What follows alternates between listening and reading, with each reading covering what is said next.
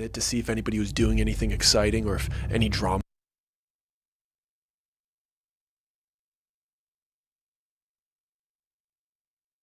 was brewing, and if not, we would leave and go do our own thing. So I walk up to the table that Peter's already sitting at, because his last class was closer to the lunchroom, so he would always beat me there, and usually there would be somebody else sitting with him. It was a revolving door, and today it happened to be Peter's friend named Tommy, who's also kind of my friend. Like, we've hung out together a bunch of times. But then there was this other kid, Jordan, and Jordan was a bit of an oddball, but even though he was a bit of an oddball, we would let him linger around our group, and we would get a good laugh out of his obscurity. We wouldn't pick on him or be rude to him by any means. We weren't like laughing at him. But if I'm being honest with you, we never really hung out with him outside of school. He was a school friend.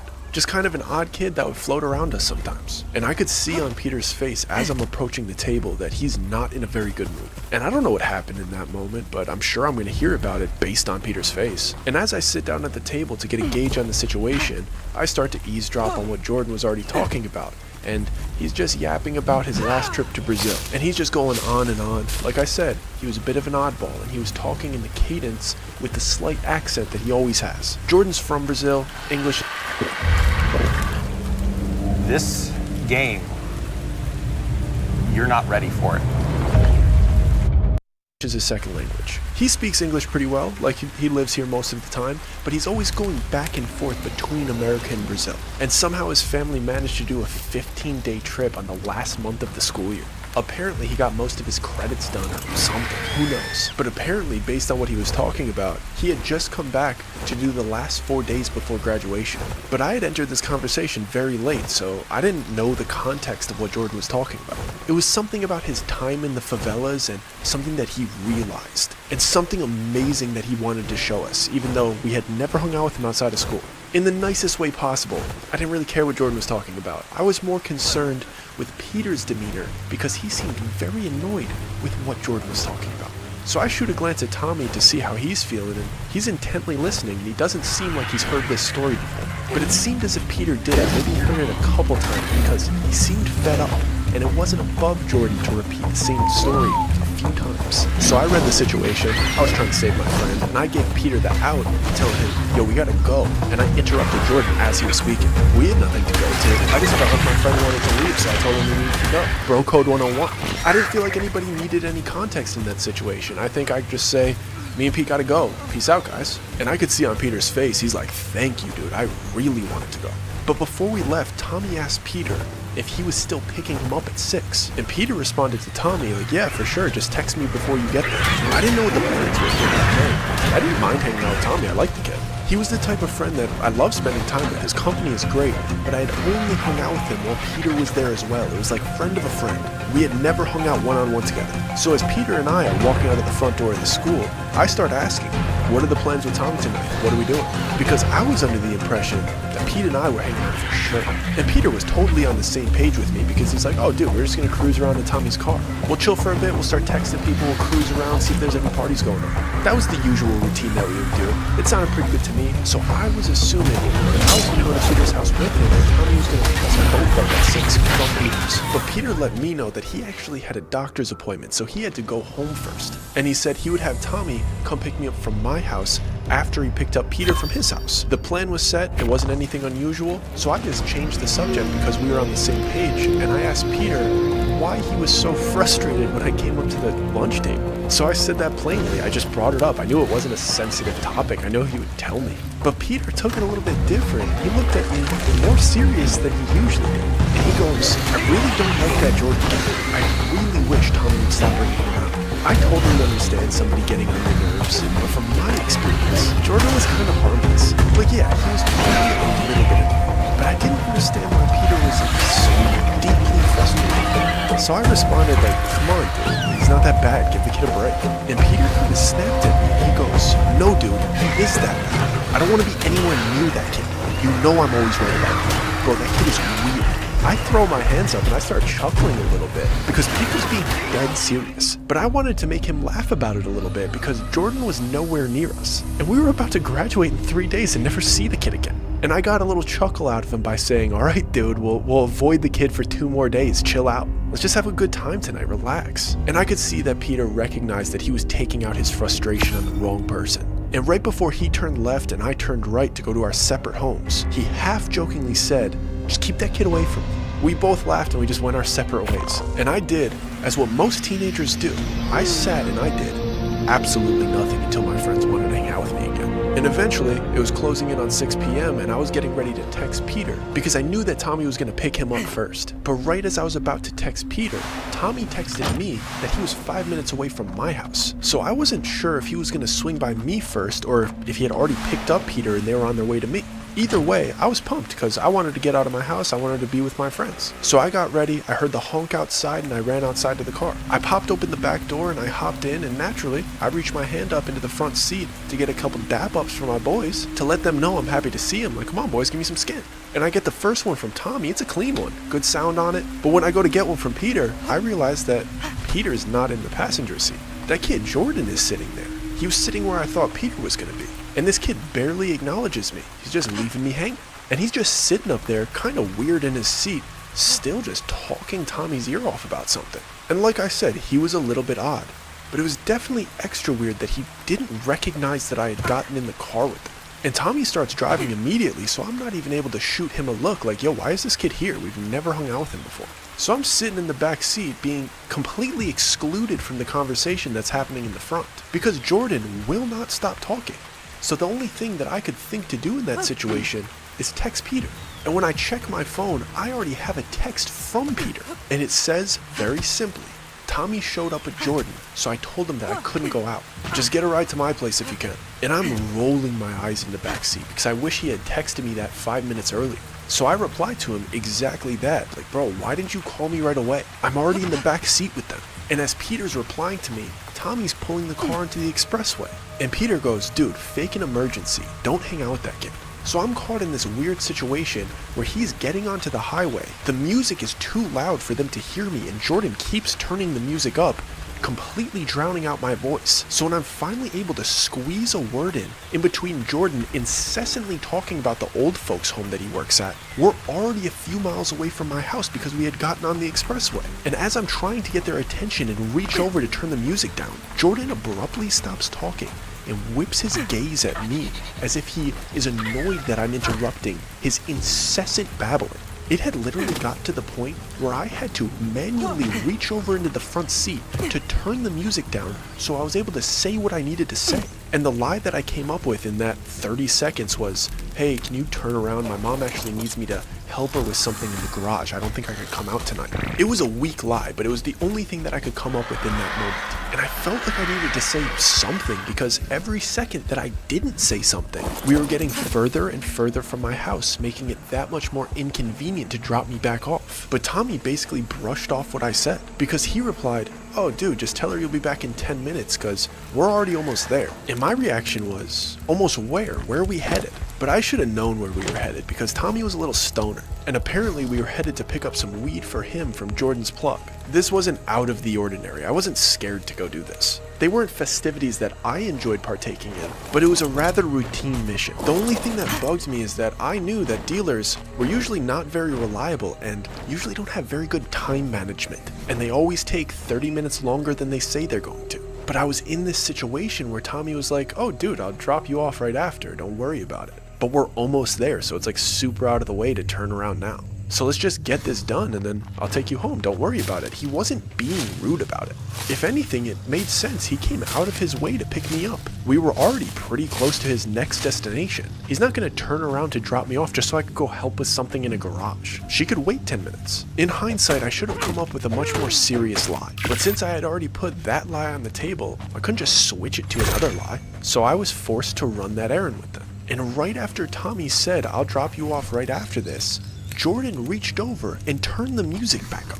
And I immediately started to hate that kid the same way Peter did. I already have this thing that irks me. I have this weird sensitivity to noise. Like an example of it is, if somebody's talking to me and there's a TV on in the background, and then there's also like the oven fan is on, 3 sounds going on at once, it makes me super uncomfortable and irritated. Almost to the point where I'm genuinely angry, like it gets me over the edge, and Jordan was pressing that exact button for me. I don't know if he knew he was doing it, but blasting the music and then talking at a very obnoxious pace while being in Tommy's old beat-up car that makes a bunch of sounds was grinding my gears like crazy, especially when I didn't want to be there in the first place. But I knew there was no way out of this situation, so I had to wait it out. But that didn't mean I couldn't stare daggers into the side of Jordan's face, fantasizing about punching him. But as I'm drinking this kid in from the back seat, I start to notice what Peter was talking about. He had both of his hands in his lap, and his thumbs were doing this weird twitch. Imagine his palms facing him,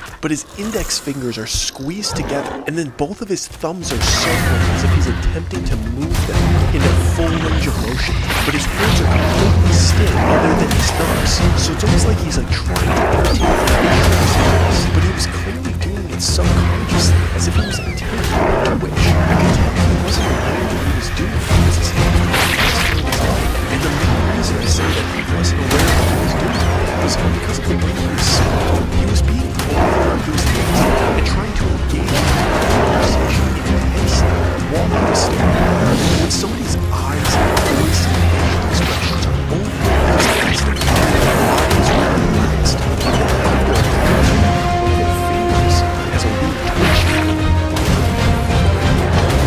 That's what he was seeing. I started to comprehend what he said. Listen, I realized that he was an addict. He also had a sales guy behind him.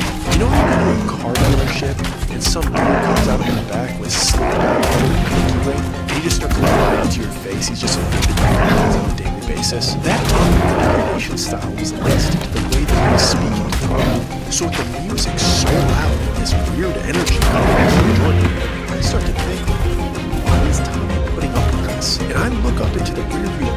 Everybody be asking me, man, does the Bluetooth actually work? Bro, you get a month for free. It's free. You can get 1 month. 1 month for free. So you got nothing to lose and you got everything to gain. Try it, and you're gonna like it. First month is free. Get involved, pop a chewable, and you tell yourself if they work or not.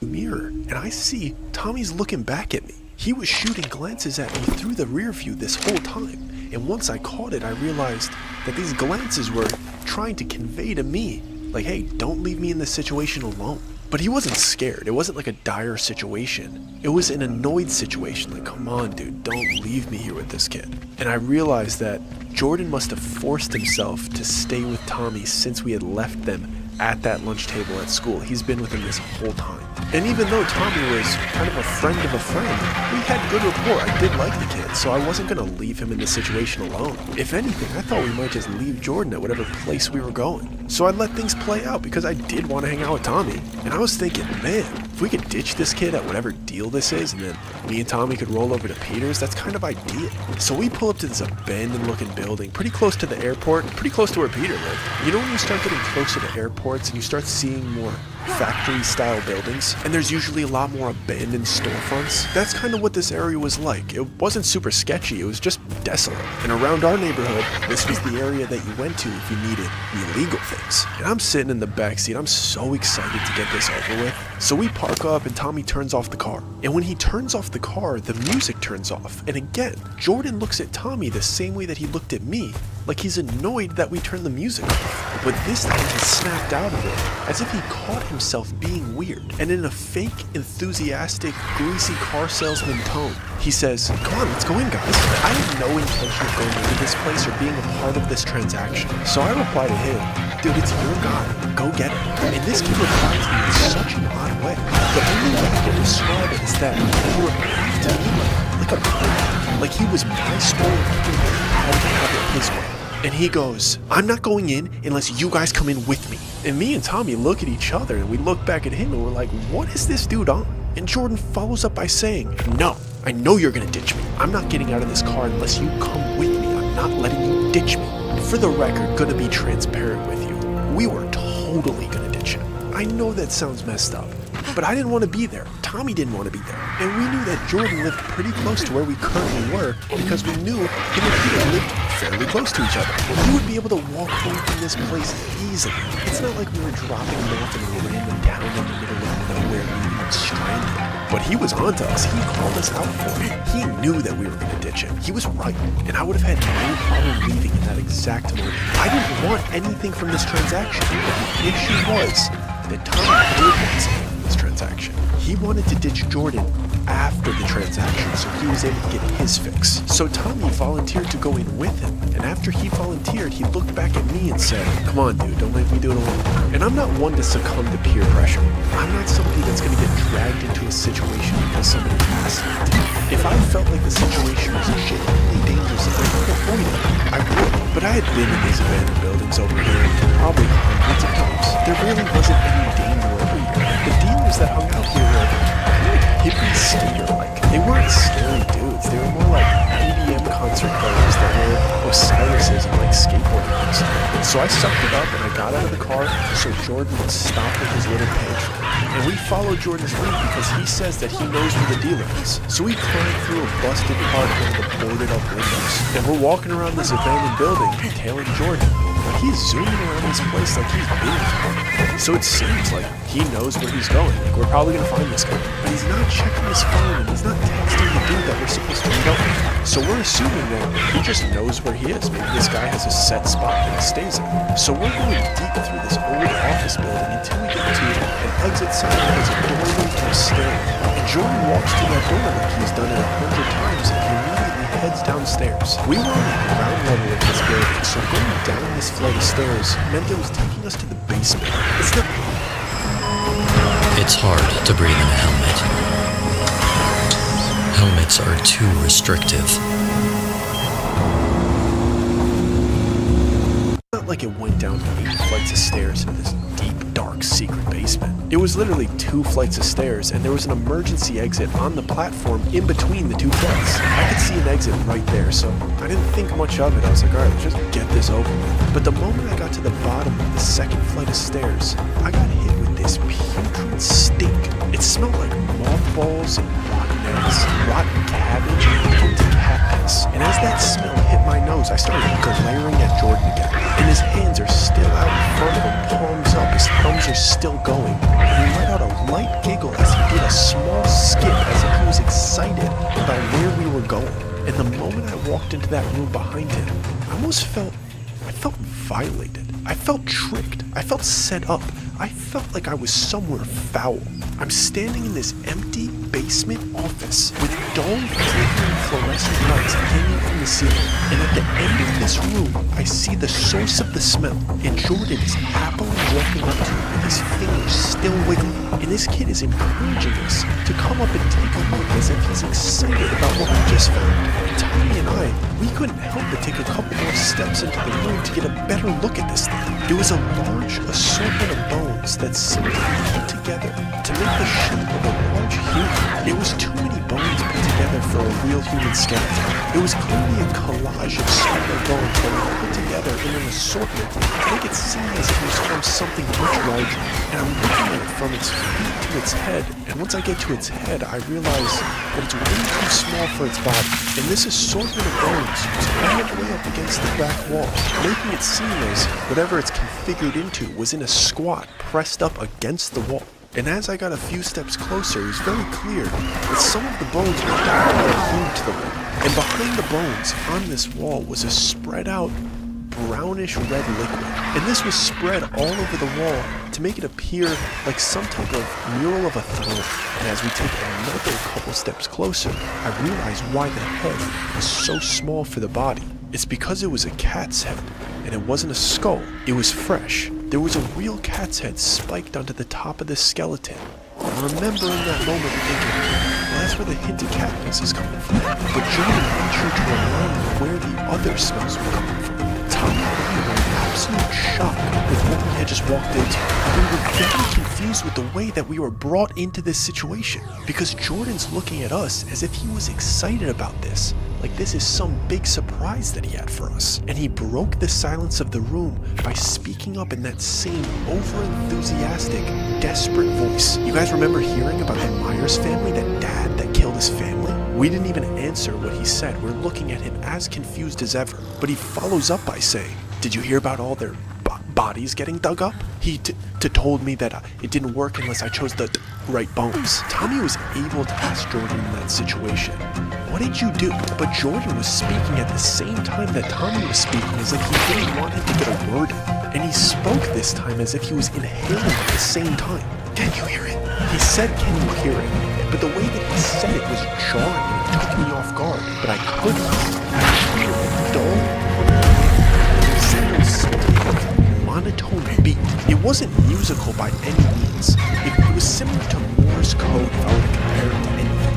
I think it's called Morse code. But either way, it stayed on a steady beat and it seemed to only make two kinds of sounds. And the moment that I was able to recognize that, come to that conclusion, Jordan started to mimic the beat with his hands. He had turned his back towards us and his face towards this collection of bones that was at the far end of the room. And he started following this beat with his hands to enhance the sound to us. He would hit his knuckles together for beat 1 and hit his palm against his knuckles for beat 2. And when he would do beat 2, it would make a sound that was more similar to a slap. But watching him do this towards the thing that was at the end of this room made it seem like it was some type of ritual. Part of me was so scared in that moment because of the small information Jordan gave us about the bones. And also, I had no idea what I walked into. But part of me was so angry. This kid was already on my nerves. And he brought us to this dingy, stinky basement with this big, freaky shrine in the corner while he's doing Naruto hand signals towards it, asking us if we hear it in a creepy voice. Part of that high school version of me wanted to jump the kid on the spot. I've left that person behind. But I couldn't get myself to do it when I realized that the beat that we were hearing wasn't coming from any type of speaker. And the source of the beat definitely wasn't coming from his hands. The beat felt more like a frequency, like it was more of a vibration than it was a sound. It felt like it was coming from the end of the room. And when I looked into the direction of that assortment of bones in the corner, it felt like the frequency was coming off that thing. Not to mention, it was slightly disorienting. When I would look at it, when I would look in its direction, I felt like it messed with my depth perception. And it definitely didn't help that as my vision is wobbling, Jordan's still talking in this weird salesman persona.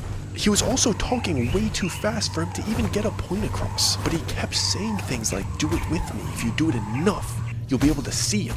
I couldn't see him till I built this, but it started getting much weirder when the pace of the beat started picking up, and his hands were matching the fast pace of this beat. He was making no mistakes. It was as if he was perfectly synchronized with whatever frequency was coming off of this thing.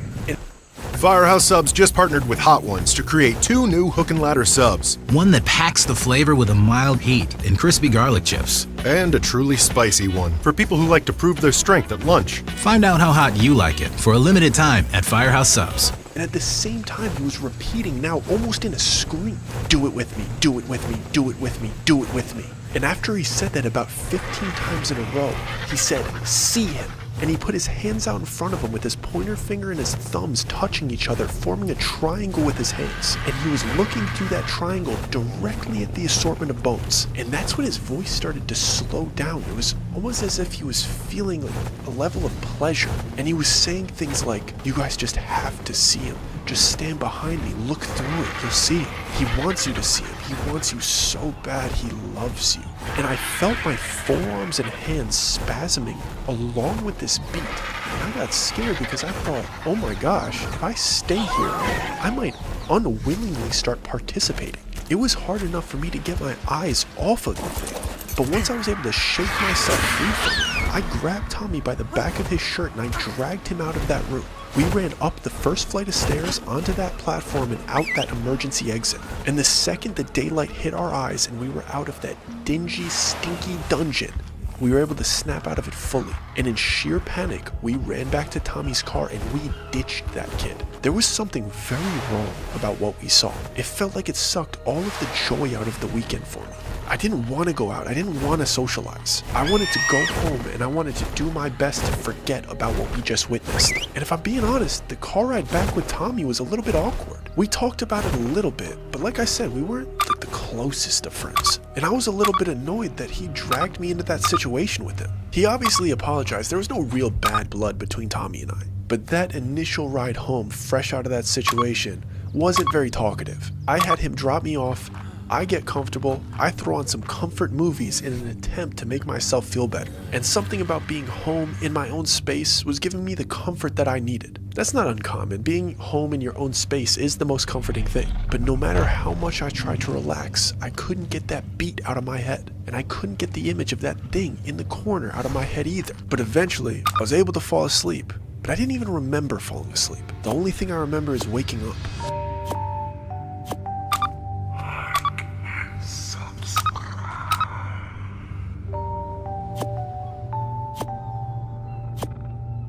I woke up to the Netflix screen asking me if I was still watching, but I didn't realize why I woke up. It was one of those heavy sleeps that erupted into being wide awake and paranoid, because the dream that I was having, it felt like I was stuck in there. It felt like it was endless. I was back in that basement staring at those bones, but this time I was doing what Jordan was doing with my hands. I was following the beat at the frequency. It felt like the dream wouldn't end. I was standing there, my entire body seized up other than my hands, moving against my will. It felt like I wasn't in control of my own body, and I had an overwhelming sense of fear, but I had a smile plastered across my face, and I felt like I couldn't move until my hands shot up into the triangle. And right when my hands were about to get eye level to where I would be able to see through the triangle, I sprung awake, and I was covered in sweat, sitting in my room, staring at the Netflix screen. And it felt like I hadn't been breathing. I was just trying to get my bearings in my dark room. I was still feeling the leftover fear from the dream. And at first, I thought that the dream was still stuck in my head, and the beat was still continuing to play because I hadn't woken up yet. But after staring at that Netflix screen for over a minute, I realized that the beat was still going. It wasn't just stuck in my head. I could hear it. And I look over at the clock and it says 4:02. And I'm sitting in my room, paralyzed in fear, honed in on a beat that seemed to be coming from inside my walls. I couldn't get myself to get up out of bed. I couldn't get myself to investigate the sound. And now, not even my own house felt safe. I don't know how else to explain it other than it seemed as if the energy from that basement in that abandoned building had been somehow transmitted into my room. I felt as unsafe in my bed as I did in that basement. And I sat there for 2 hours, paranoid out of my mind until the sun came out. And somewhere around sunrise, I was able to doze off again, but I was put right back into that basement, right back into that same dream.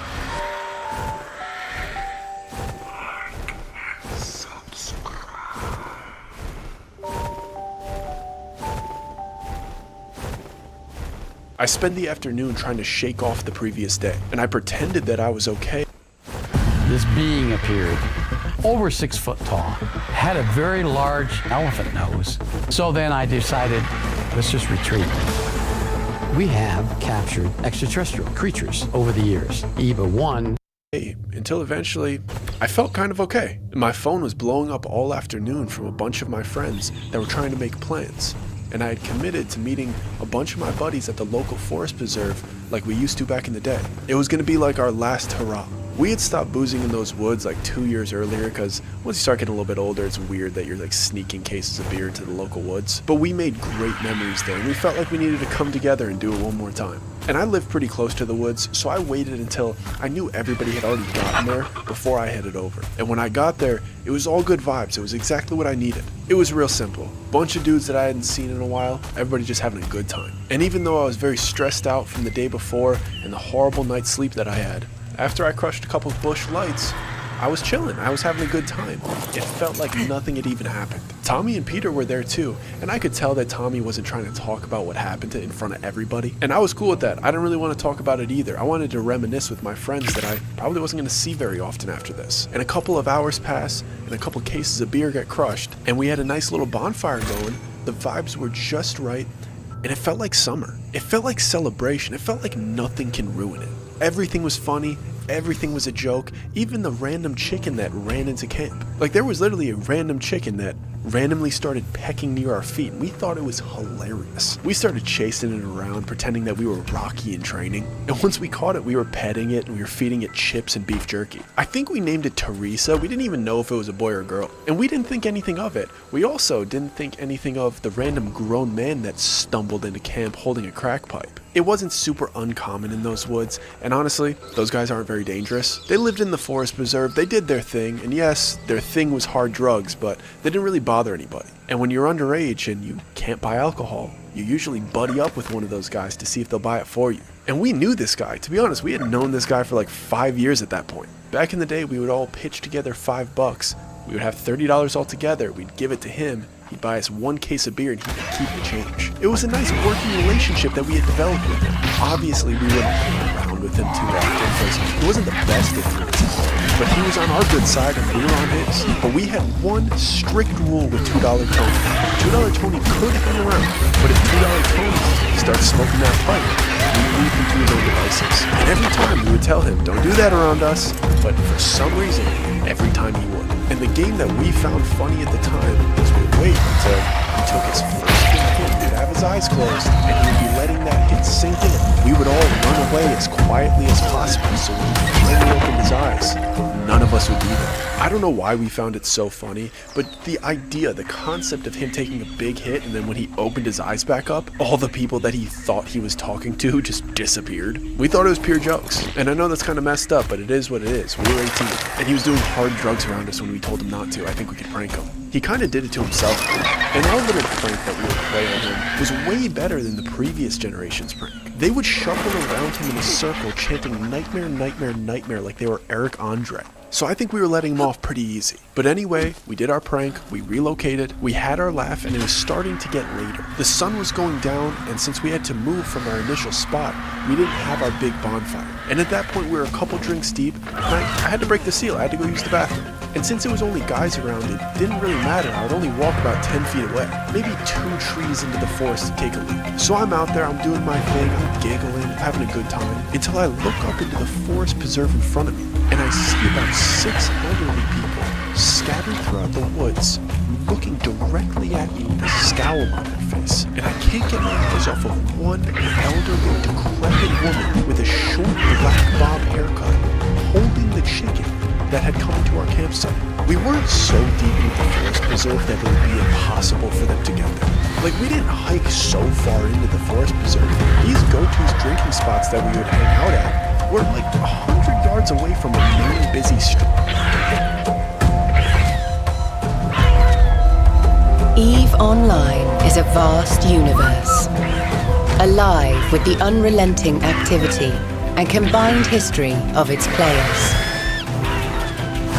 Pursuing lives of adventure, warfare, and prosperity, they share this existence in the biggest single shard, free-to-play MMO of all time.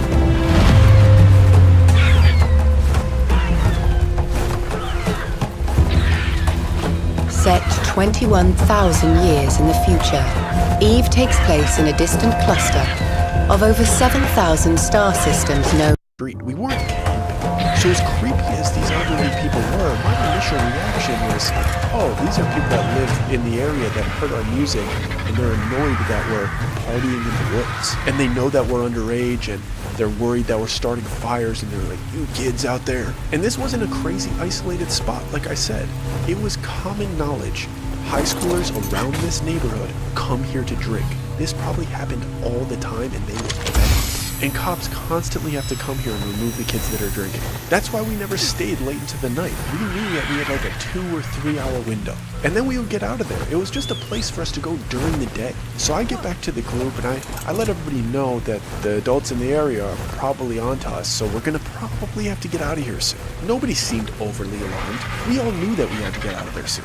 And a bunch of the other guys were like, yeah, we've been seeing people kind of around the camp pointing at us. We do have to get out of here soon, we know that. So we're all on the same page. We only had a couple beers left. We're all gonna crush one more and we're gonna head out. But sometimes when you're a little bit tipsy, conversations get good and time starts to slip away from you. And 30 minutes later, we forgot that we said we were gonna leave in 10 minutes. We were chilling, relaxing, reminiscing, we were having a good time, and time was slipping away. And all of a sudden, the sun was completely down, and somebody threw together a tiny little bonfire right by our feet, so we weren't able to see our surroundings whatsoever. We only had a small source of light. The only thing we were able to hear was a couple of leaves and some sticks cracking as somebody was approaching. And when all of us turn our heads into the direction of it, we all get hit directly in the eyes with a flashlight. And that flashlight was followed up with a deep voice that said, "Boys, please don't run." Obviously, the first thing we all thought about was running, but there was something about their voice that made all of us hesitate. And when they fully emerged from the darkness, it was a couple of police officers, but they didn't have anger on their face. They weren't speaking to us like we were in trouble. And this guy fired up on us saying, "We do not care that you've been drinking. Do not go deeper into the woods. Stay in this group. We're all gonna leave together." There was two factors in this situation that made us listen. One, it was the real police. It wasn't the Forest Preserve police that usually would come. And two, it was the way that they said it. They didn't sound like adults scolding kids. They sounded like adults desperately trying to keep kids safe. So we followed them out of the woods in the direction that they guided us. And once we were outside, they said, "Go ahead and leave. Get out of here. Go do whatever you want. Just don't do it here. Don't go back to this woods tonight." And when we got to the edge of the Forest Preserve, to the main street that's right outside of it, we realized that the whole Forest Preserve was now being surrounded by cop cars. The police had no interest in us. The second we were out of there, they told us to cross the street and go into the neighborhood. If you don't go home, go to a different park far away. That's all they told us. And right after that, all of the police officers that we saw went into the Forest Preserve, and we were just left alone. We spent the rest of the night reminiscing, having no idea what happened.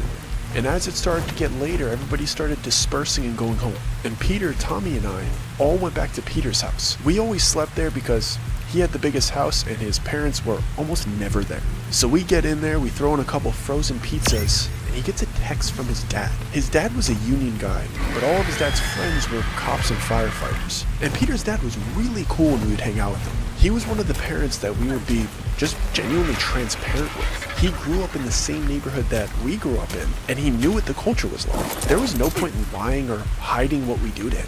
So he was totally aware of some of the spots that we would hang out in the woods because him and his buddies hung out at the same spots. He was also aware how we would peg for liquor. We would laugh about it. He knew $2 Tony. At least he knew of $2 Tony. And he texted Peter, "Did you hear about $2 Tony?" And we all thought that was a little bit weird. And so Peter replied to him, "What are you talking about? We just saw him." And his dad replied, "You guys were in the woods tonight? They found $2 Tony hanging from a tree. They said he was beaten and hung near headquarters." And just so you know, headquarters is not like the police headquarters. Headquarters is the spot that we were drinking at first. It was the one that we left $2 Tony at. It was just a nickname for a popular spot. So that meant within the hour that we left him there, somebody had killed him. And we didn't run far away from him. We ran to the next nearest spot. So if we weren't laughing and talking and being loud, we probably would have heard what happened to him. That's literally how close it was. That's how close we were to what happened. But obviously, we have to rationalize it. We chalked it up to there's probably a couple other homeless guys that maybe he stole from or something along that lines getting back at him. I'm not gonna pretend $2 Tony was a saint. He tried to run off with our beer money a bunch of times. He was just our only option, so we would always make up with him. So we figured he probably did it to the wrong group. He probably did it to some addicts, and they got back at him. But we didn't linger on the thought that long. We had been partying all day. We were pretty buzzed. And after we each ate a full pizza to ourselves, we passed out on Peter's couch in his basement.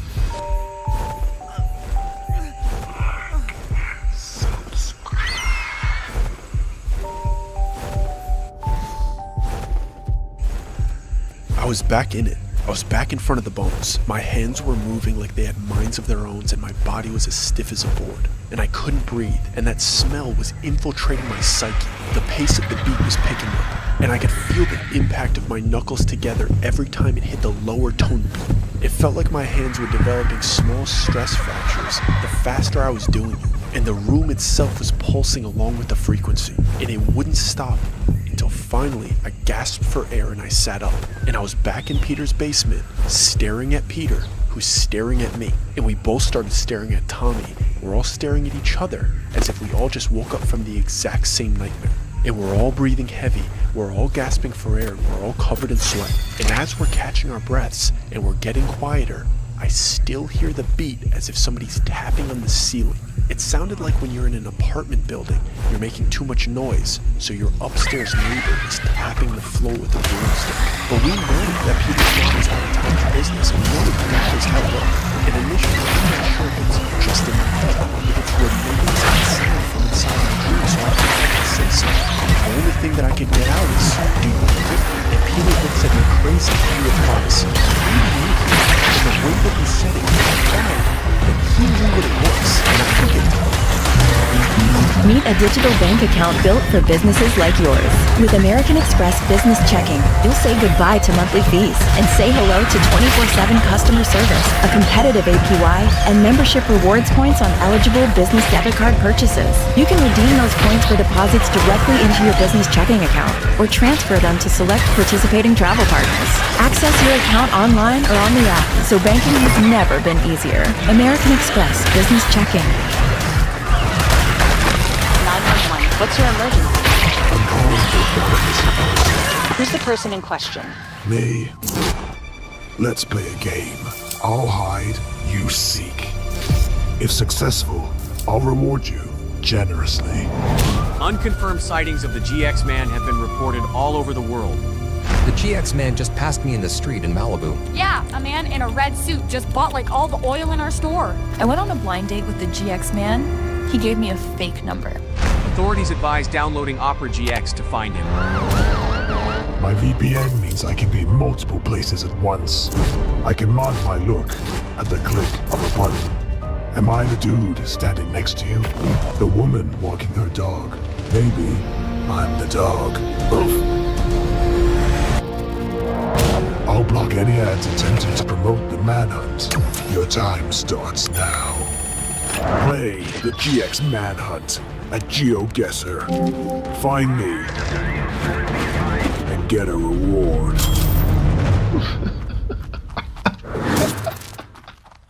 Tommy trying to come up with an answer, and Peter repeats himself, and he's coming off as if he's angry. Why do you hear it? And I start babbling because I feel like my friend's upset with me, so I get something along the lines of, that weird Jordan kid brought us to this weird place in this weird basement, and he was doing this weird thing and I can't get the sound and the smell out of my head. And I could tell that Peter knows that I'm telling the truth, but he rolls his eyes as if he's frustrated with both of us. And he says, I told you guys not to hang out with that kid. But in my head, I'm like, hey dude, you didn't tell us that he was gonna take us to a basement shrine and start acting like a freak and infiltrate our brain. You just said he's weird and you don't like him. Maybe you should have mentioned the other thing. But what came out of my mouth instead was, did he take you there too? And I could tell that Peter was a little bit ashamed about it, but since he knew that we went there too, he was willing to open up. And he goes, that little freak tricked me. He brought me down there and he started spasming like a weirdo doing hand symbols and begging me to look through his triangle. And then Peter took a deep breath before he continued by saying, you guys know I'm not into the woo-woo stuff, but something about that kid feels really evil. Whatever is going on with him, whatever he's doing in that basement, it felt dirty. I think he's dangerous. And I could see that Peter was still withholding something. I could tell that he was ashamed of something, and part of me was thinking, did he do the hand symbols too? Was he not able to restrain himself? Is he ashamed of what he did? Like, what's really going on here? But Peter was one of my closest friends, so I wasn't scared to ask him the tough questions. So I gently asked him, bro, did you do it? And he starts shaking his head like, of course not, dude, no. Even though I wouldn't have given him a hard time about it because I felt my hand spasming while I was down there. I wouldn't judge him. But he was adamant that he absolutely did not do that. He said, no, dude, absolutely not, dude, no. But I did look through the triangle over his shoulder. There was something. He didn't say he saw something, but then when I thought about it, Tommy did have a better angle to look over Jordan's shoulder in the situation. From where he was standing, he would have been able to see through the triangle he was making with his hands. And Tommy had that same level of fear and shame on his face, the same as Peter did. But he managed to say, it looked like a demon, but it had a cat's head. And it wasn't there unless you looked through his hands. And Peter piled on top of what Tommy was saying, and he goes, I feel like I see it every time I close my eyes now. And as we're sitting there in that silence, trying to comprehend all of the information that we're sharing with each other, while this beat is still going, And even though this beat is non-stop, we're all so used to it that we're borderline ignoring it until all of our phones vibrate simultaneously. And we all reach for our phones, and when I open mine, I see a notification from a group chat that has me, Peter, Tommy, and Jordan. And the text is from Jordan. Yo, pick me up with your snow, I'll take me somewhere. Red sweater, yellow sweater, black sweater. Folded to your liking, I presume. We'll hang them tomorrow instead. I need some weapons. Misses Matter of fact, and I find myself reading this text about 10 times. Yeah, take me to my body. What he meant I'm by a mark this. it. There's cold fear rushing through my veins, and I we gotta all stand up and start pacing stuff. around Peter's basement. And Peter has this damn clock in his house. Every time I sleep there, I can't stand this thing. Every hour on the hour, it does this chime sound. You could. At Corwin Honda, we understand everyone has different needs when it comes to their vehicle. That's why at Corwin, we make your shopping experience easy with top-notch service and a wide selection of inventory at the right price. And in addition to being the best place to buy, we're also the best place to sell your vehicle. So visit us on New Car Drive or check out our inventory online at CorwinHondaColoradoSprings.com. Corwin Honda, family driven for over 100 years.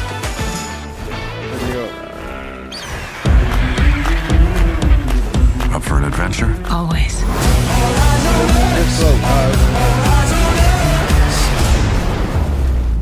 What is this place? You made it. What's up, cuz?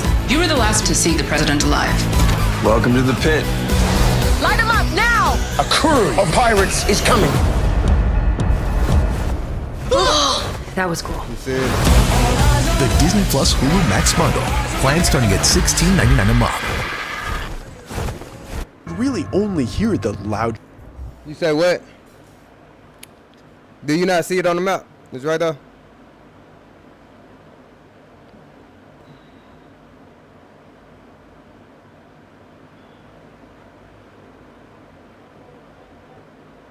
You gotta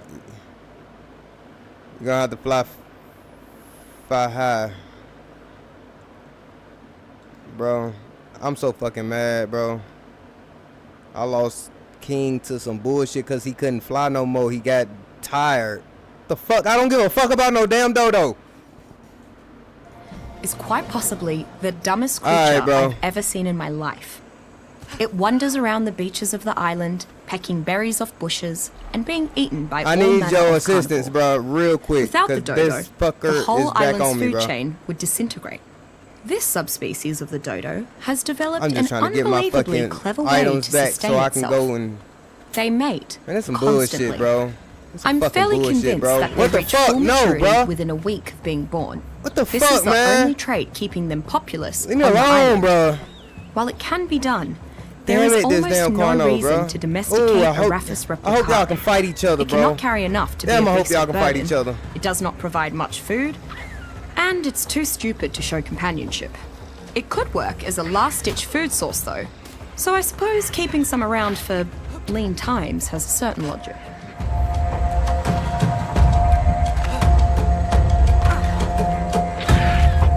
No, this ain't where I died at.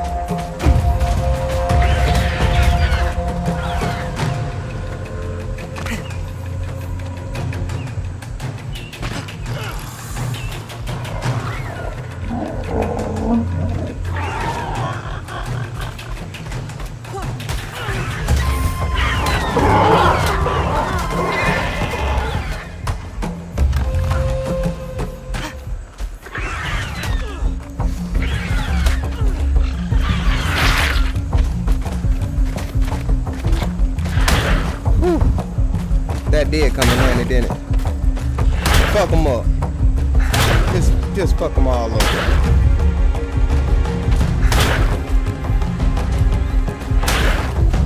I don't have nothing to tame them, bro. If I had something to tame them, bro. Damn, man, I'm already about to die. And I'm not trying to fucking die, bro.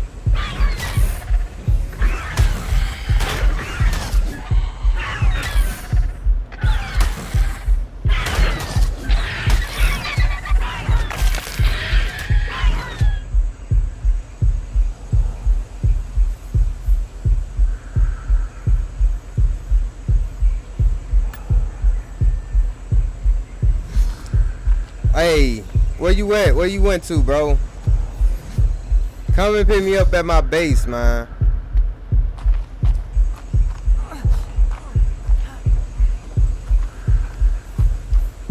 I'm about to die already, and I'm just trying to make it to my fucking stuff. If I can get my stuff, you can drop me somewhere else. I gotta get a fucking bird, dude. That's some bullshit, man. I'm tired of this shit, dude. I'm gonna give me another stronger level or something, man. Something that's... I can't even go outside, bro. I can't even go outside, bro. Never mind, dude. It's alright.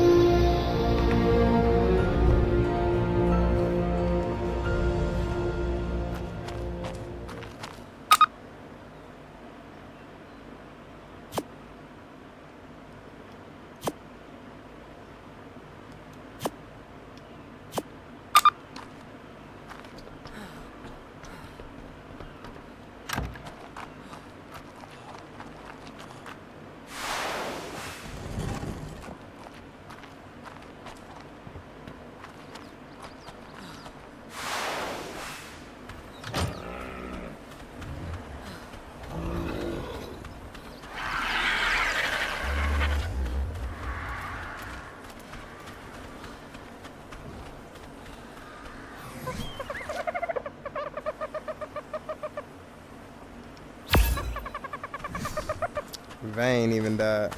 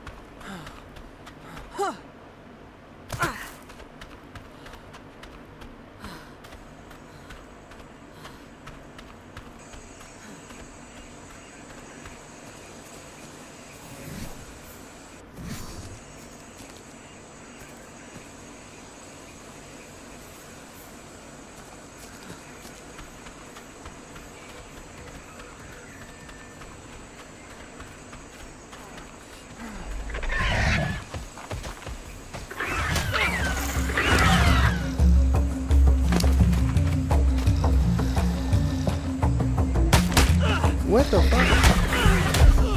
What the I can't move!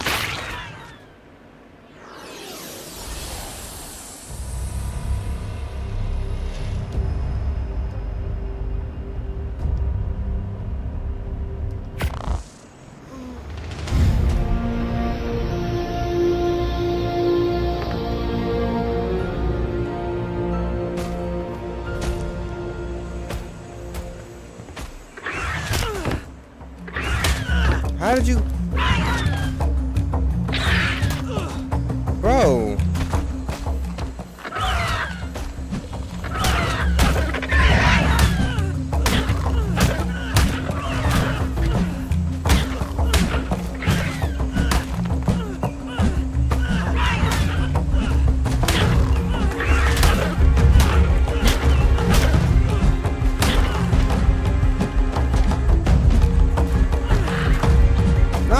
fuck you running, bitch?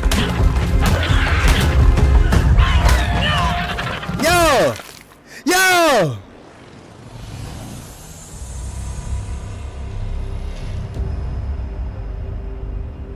Took one of you hoe asses with me, didn't it?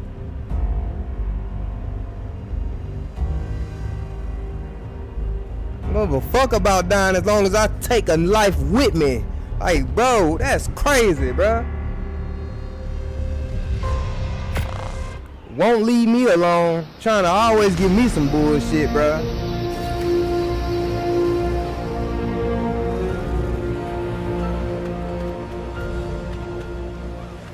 I don't even care right now.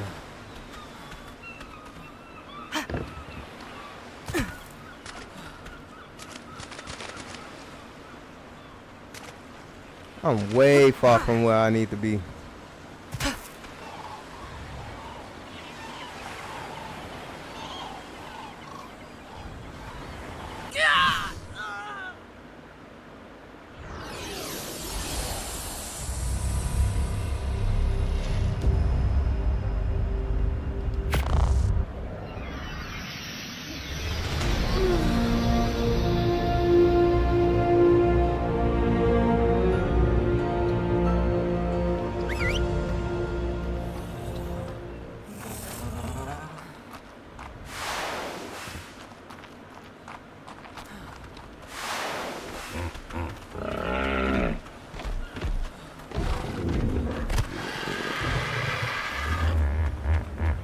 Bro, matter of fact, if anything I want to borrow from you, bro, let me borrow this motherfucker here. Damn it, I was just about to try to borrow this, because this the nigga I need to kill shit. I want to kill some shit right now, because I'm tired of these motherfuckers keep fucking with me, bro.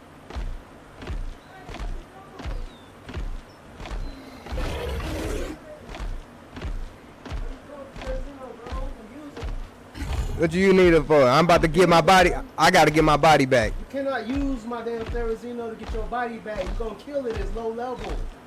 Bring it back. How much level is it? You can't just do stupid shit like that. You gotta think what you're doing. That's how you get shit killed.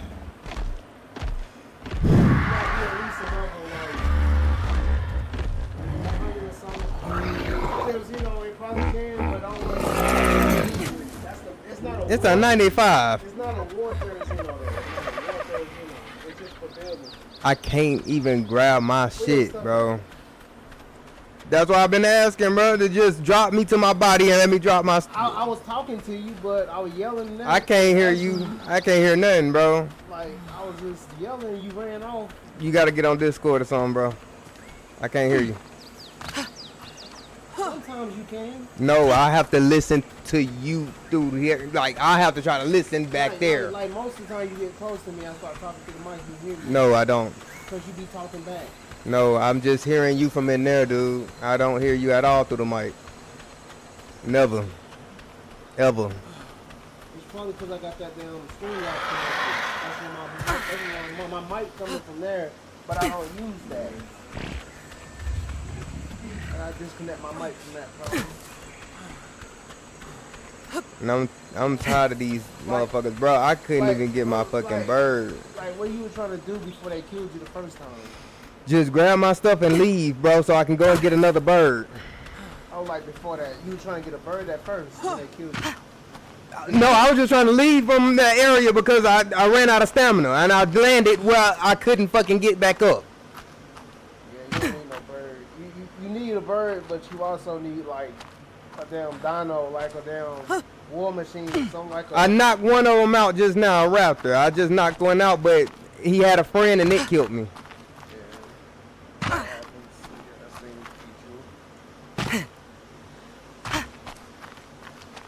Bro, it's always something with these damn animals and they don't leave my body. They never leave where I was, bro. That's the last location right there. That's the base. I'm not even trying to go back to the base. Okay. The last location is the base. Stop doing that. I have no idea. This is where our dad last. the base. Where your RG? The last place I died was just because I couldn't make it back to any beds, and they spawned me somewhere else, and I just self-died. What other below level king? That's the one I'm talking about. He died because he couldn't fly anywhere else because he had no stamina. The other bird way, it can last from there to the other base.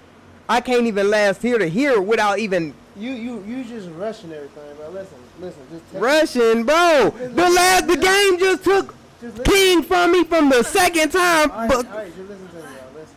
I'm not rushing anything. To me, you won't be stressing. Listen. You know the trap I built, bro. Come back to the base, make some narco, make some damn tranks and every damn thing, and we can go knock out down high level RG in that trap. And you don't have to worry about shit. I don't even know how to do that. I tried getting the other RG in the trap, and it was a low level. And matter of fact, I don't even know what level it was. My trap. I tried. That's what I'm saying. I used that trap and it worked for me. I don't understand how. You don't fly nothing in it. You run. You hit the RG, let it chase you. I did. You run inside of it. You run through the holes, the cracks, and it'll go inside the trap. Then you run around. It'll still be aiming that way towards the pillars. And you close the door and knock it out. I tried that too. That bitch didn't get inside.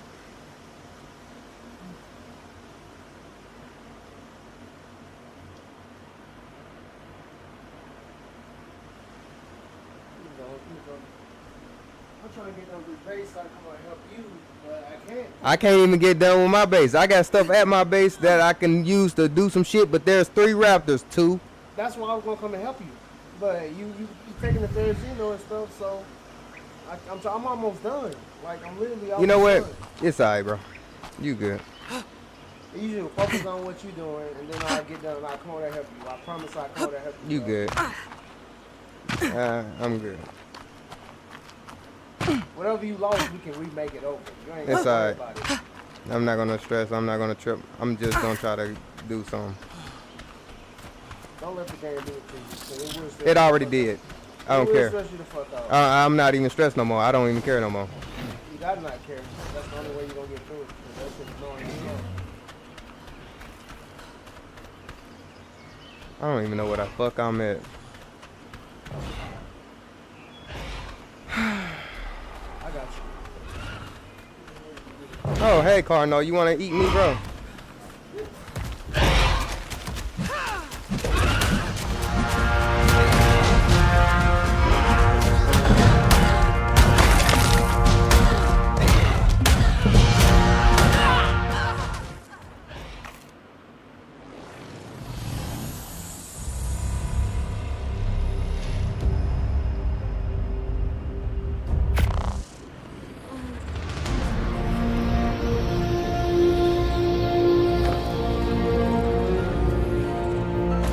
That motherfucker still asleep. That's funny as hell.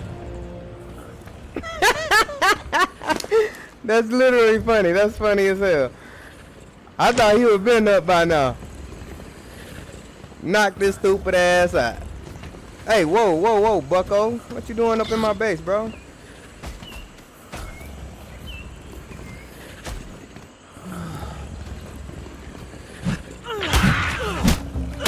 Now I'm gonna knock your damn baby out. What you gonna do about it?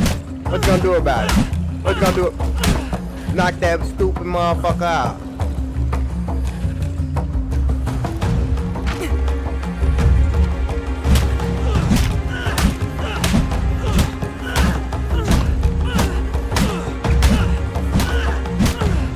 Hey, this motherfucker strong, huh? Hey, yeah, your baby's strong as hell. Oh shit. Oh, you want some of that? I'm gonna hit you through the door. You trying to bite through the door? I'm gonna hit you through the door.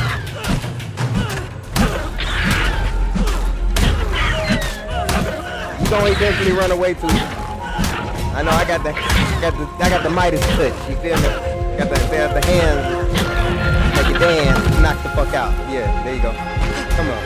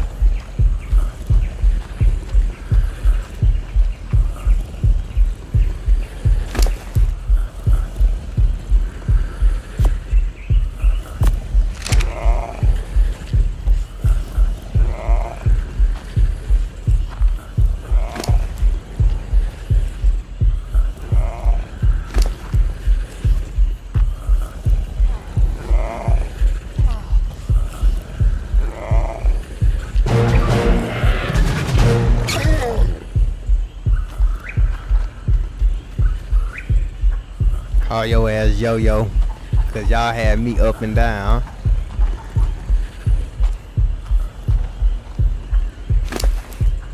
Call your ass Yo-Yo and Yaya. A level 80s. Alright, I guess.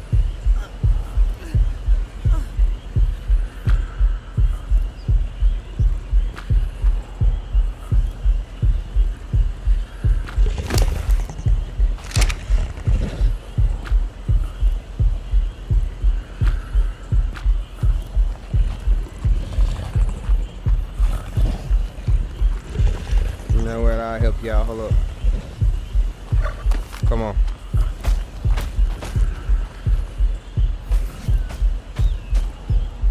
Hey, motherfucker. Come over here. Nigga, come over here. What the fuck is wrong with you?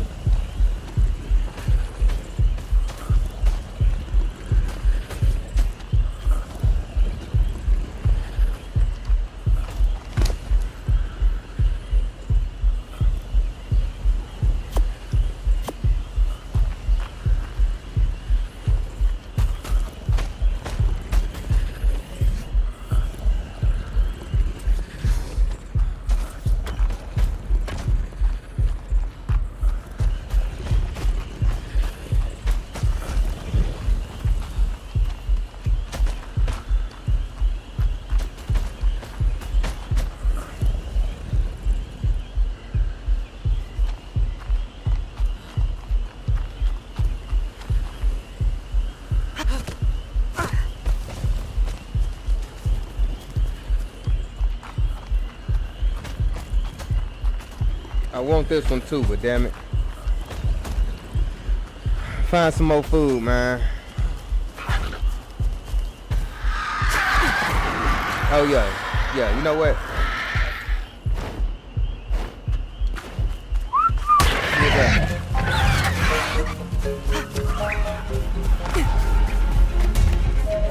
get the fuck on, dude.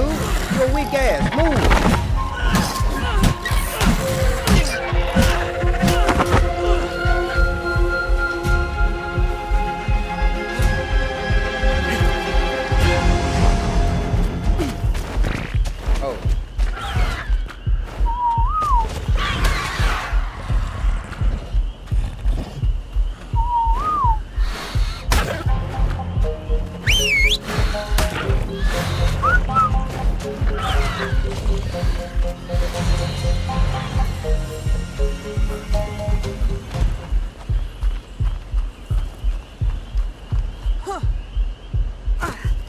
Yo.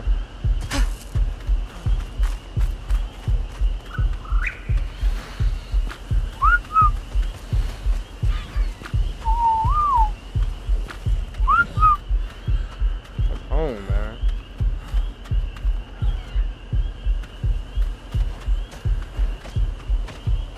What the fuck you doing?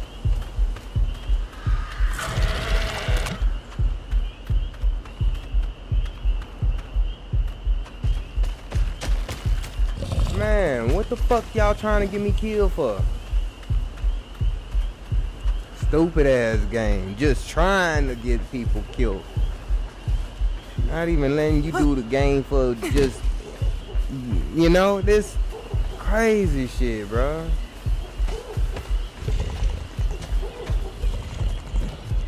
It make no damn sense, bro. Hello.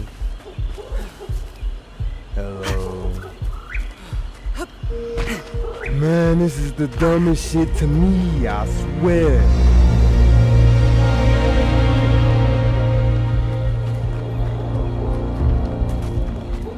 Always dealing with the bullshit. I'm always dealing with bullshit. That's just my life. It consisted of it.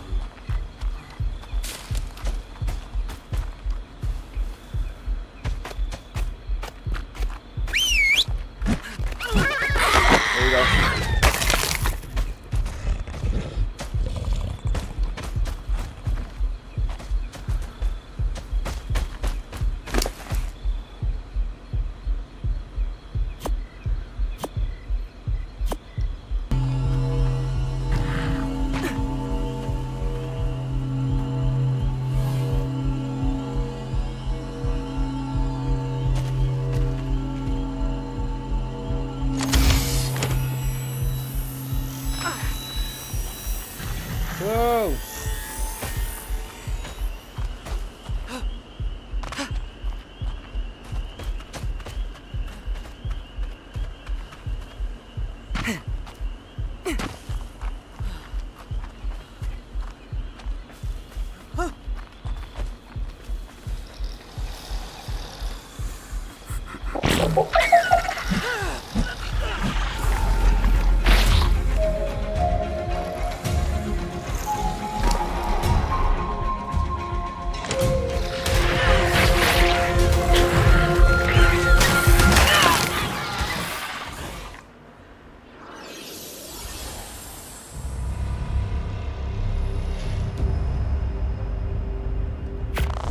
Every time I get to it, bro. Every time I get to it, bro.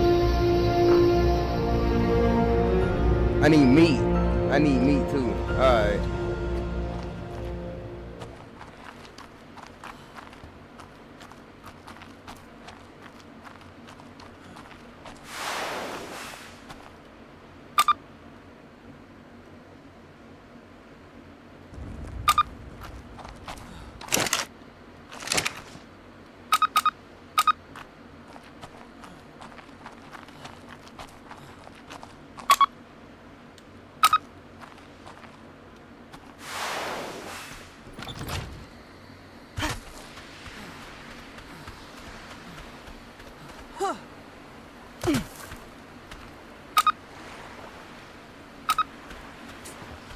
Fucking serious? Which one of y'all fucking dinosaurs got meat, man?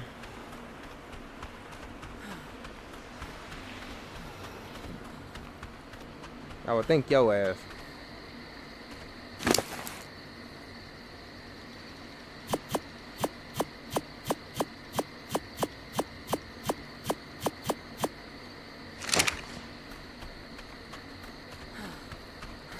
Yo-Yo still back there. Yo-Yo still back there, and Yo-Yo might die. Yo-Yo with a friend might survive, but Yo-Yo might die.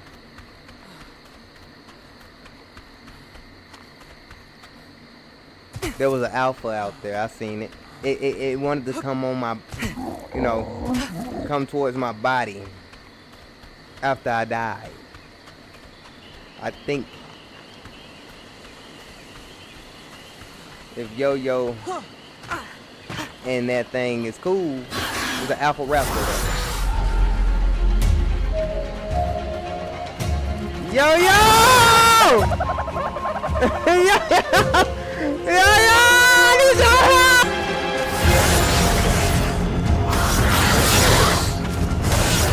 It got me, bro. That's wild.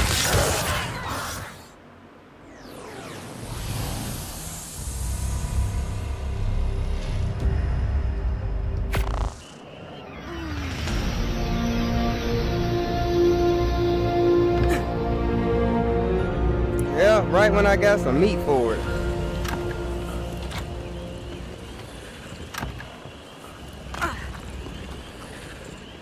Yeah, I know.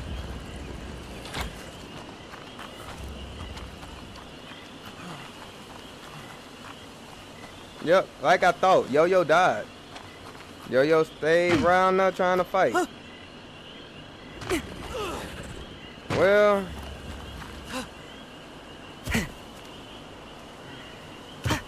not much I can do with nothing. You feel me? But I forget about these things.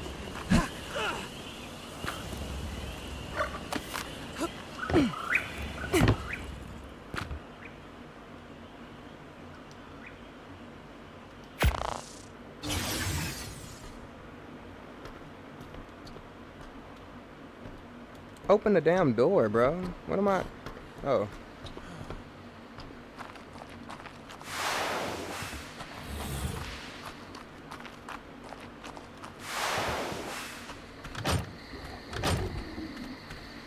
Yep, I need some more meat. I'm gonna just take this.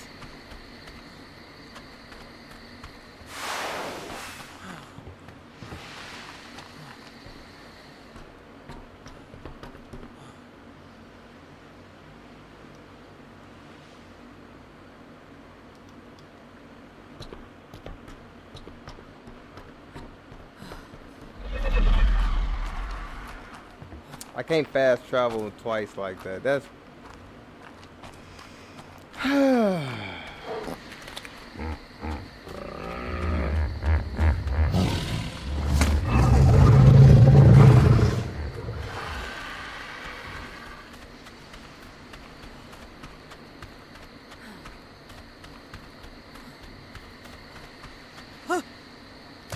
Yo.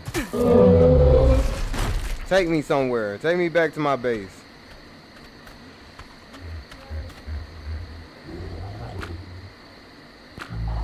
Take me back to my base.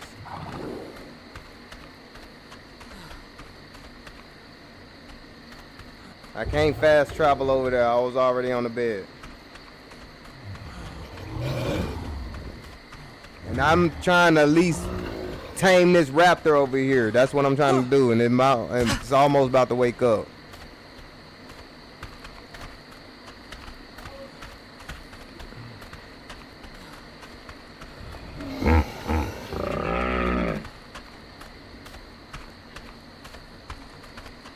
Yo, heavy ass.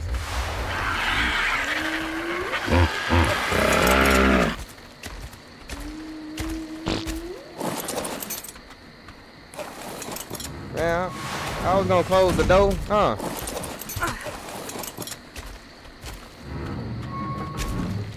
Pick me up, bro.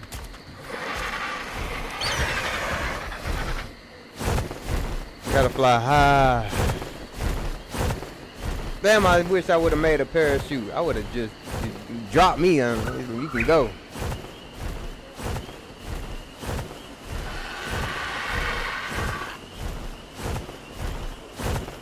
You know where my base at, don't it?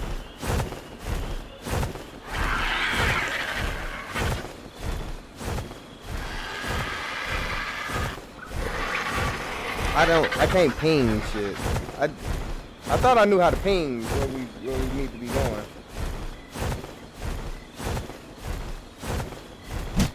Oh, my bad. Didn't mean to punch. Bro, stop doing that. I'm trying to show you.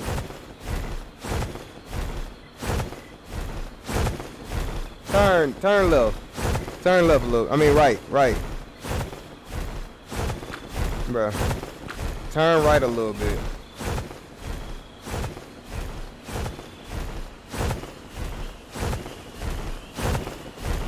Bro, turn right, bro. What you doing? I'm trying to tell you where my base at. I'm going to my base. Why you just... Oh shit, oh shit.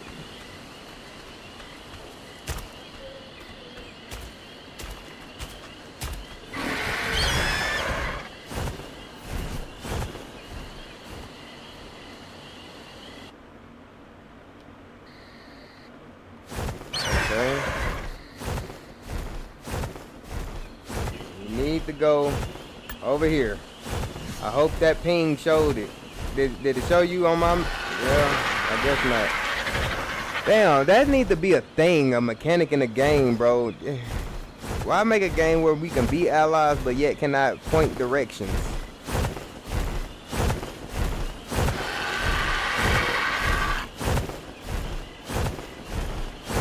Turn, yeah, right there. Keep going to the left. I mean, to the right. See over there? Keep going. Yeah, buddy. Right down there. Come on, keep going to the right. See, that was the location that I was trying to show you. But right over here, yeah. Up this little hill right there. Yes, sir. Let me go. Come here. There you go. Eat that. Tang.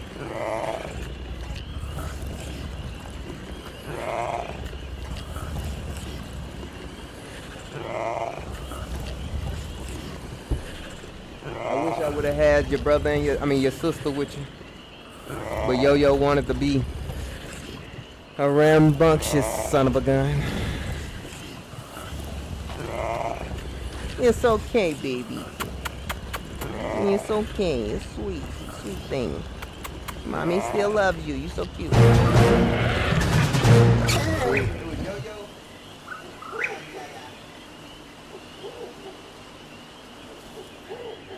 I had like 5 yayas, bruh. And they all died. But not this one. You're a level 133, I see you. Hold on. Oh yeah, I should have got that raptor saddle. Fuck. Hey, take me back to... No, wait, never mind. I can probably fast travel. You can go back to your base, bro. I'm about to fast travel over there. Wait, what's this? Hell yeah, hell yeah. Oh, it get left? Alright.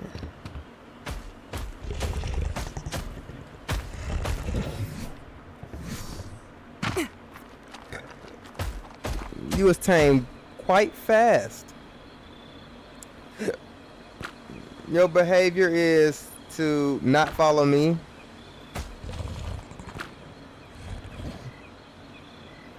Yeah, but really neutral.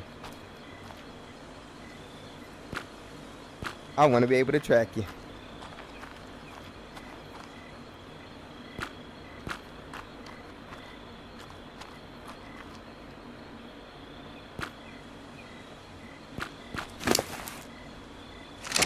Alright, so you got some shit.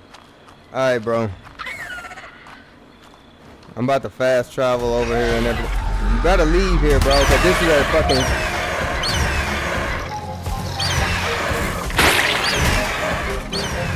Yeah, I was trying to tell you, bro, you need to leave here, because this is a dangerous spot. I just live here. I live where the danger at. You don't want to be where I'm at, brother. And I need a Therizino too. And I need a Therizino and another fucking Argentavis. This time I'm going back to the hole. You feel me? Travel.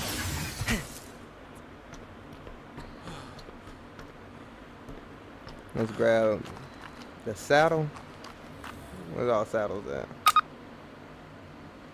I had a raptor saddle, didn't it?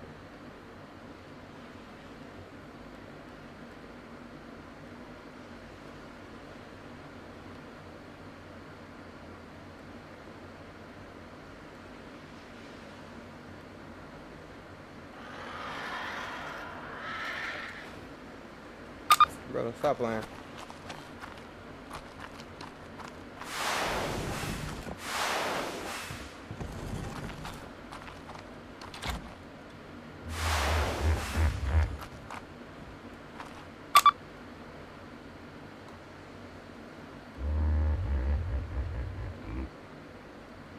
Yeah.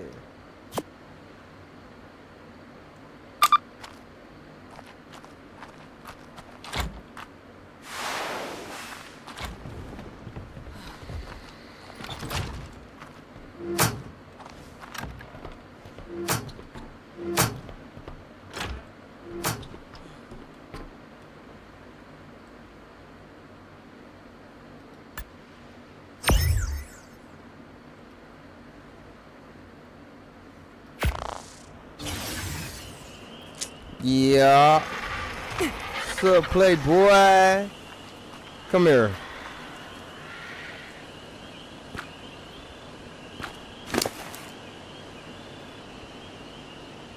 Oh, what the fuck? I can't fast travel with things?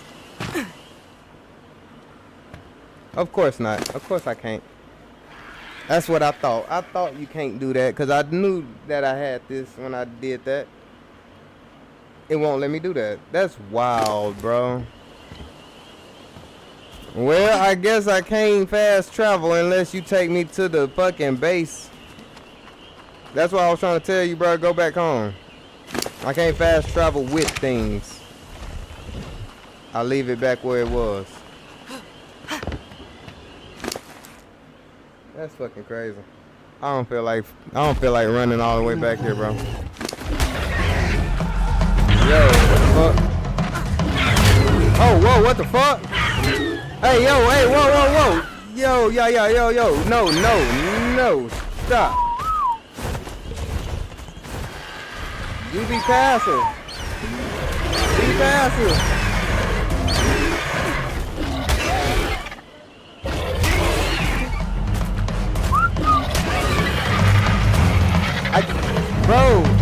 What are you doing? I can't even hear what you're doing. What are you trying to do?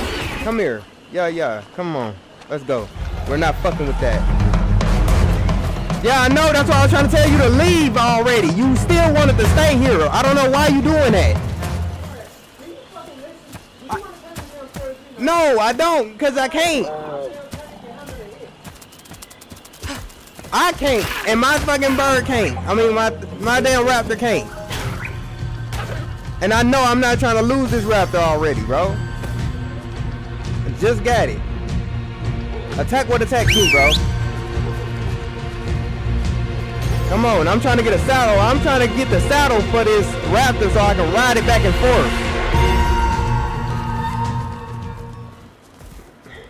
I'll tame the Therizino later, bro. I'm not trying to do that right now. I'm trying to get things done.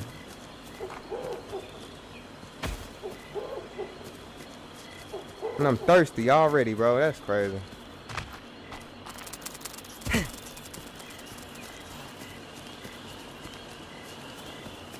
I can't go back home.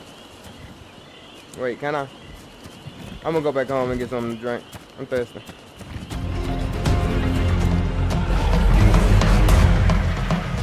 I don't even have none of my stuff to tame it. You telling me I need to try to tame something I don't even have equipment for.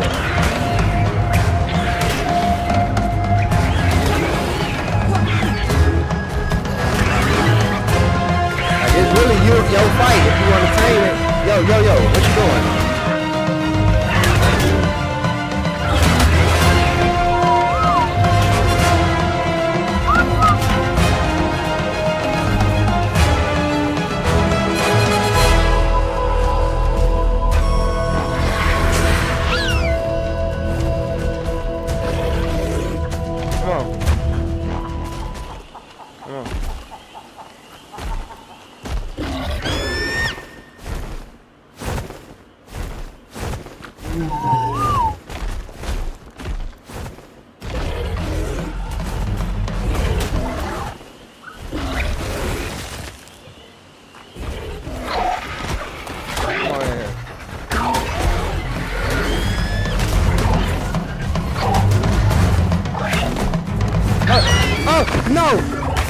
Damn it, I didn't try to do that.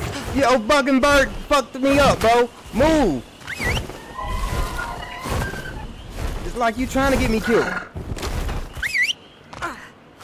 Damn. You stay in there. Damn, I gotta... Fuck, bro. I'm gone. I'm running back to the base and getting this saddle.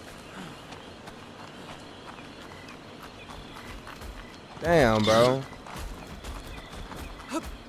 I can't even plan things out right because I don't have equipment. None of my stuff is on me. No gear for this shit, bro. I can't handle nothing if I don't have no weapons. I'm gonna fight anything. I should have fast traveled there and then tried to run back. Why am I doing this back and forth? It's crazy. Let's go back home.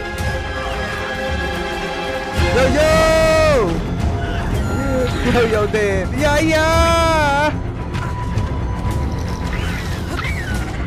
Woo! Ooh, no. Wait, what? I got caught on something. Move.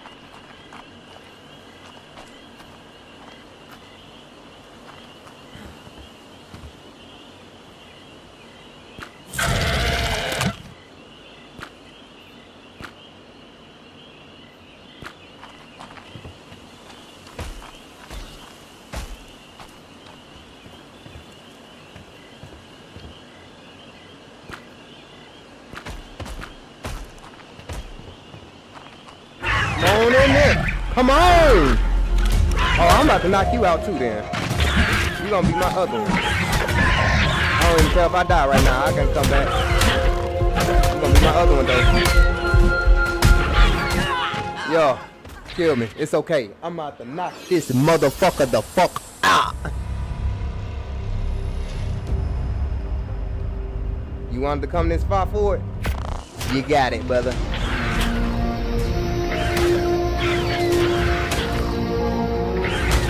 Hey, get up, stop. Pay attention.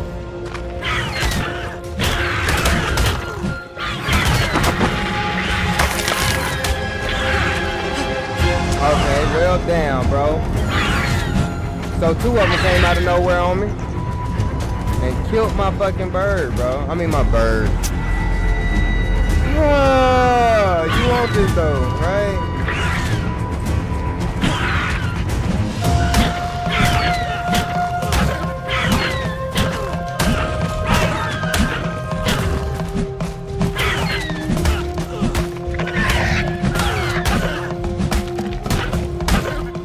I hope you don't run away.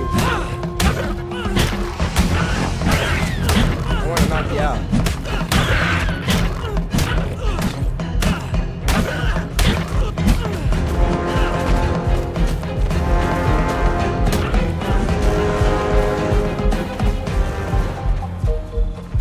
Where'd it go? Come here. Stop running. Let me knock you out.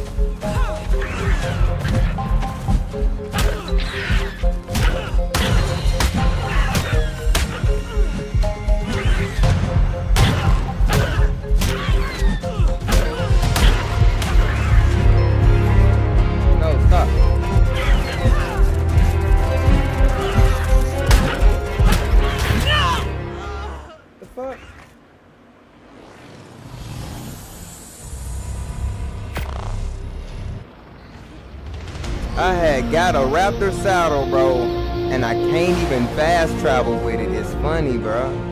Give me this damn thing.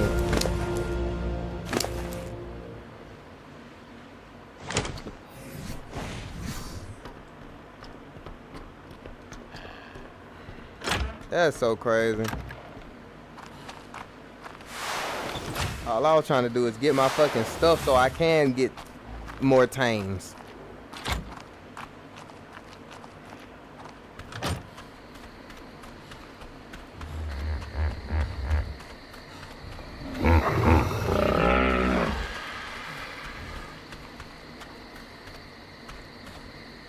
Bro, where you?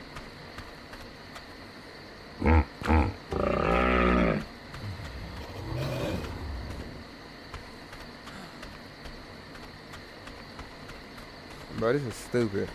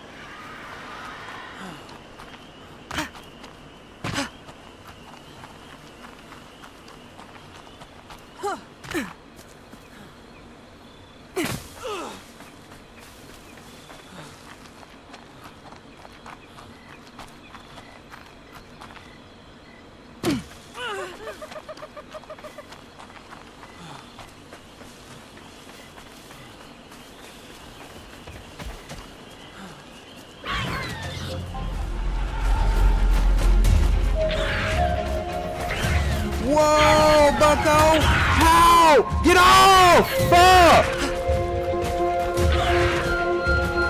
Get in there! Why won't I go in? Fuck!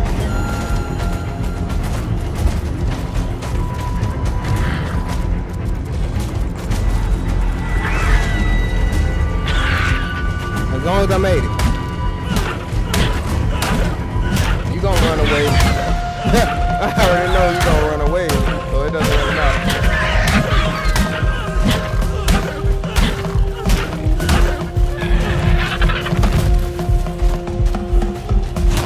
Fuck on.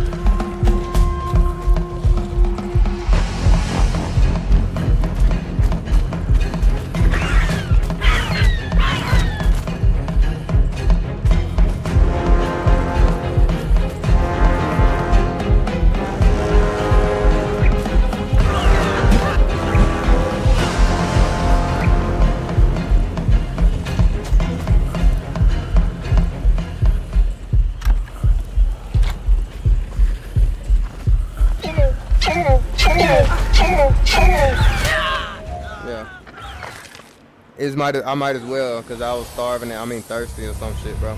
Might as well. Fuck off me, man.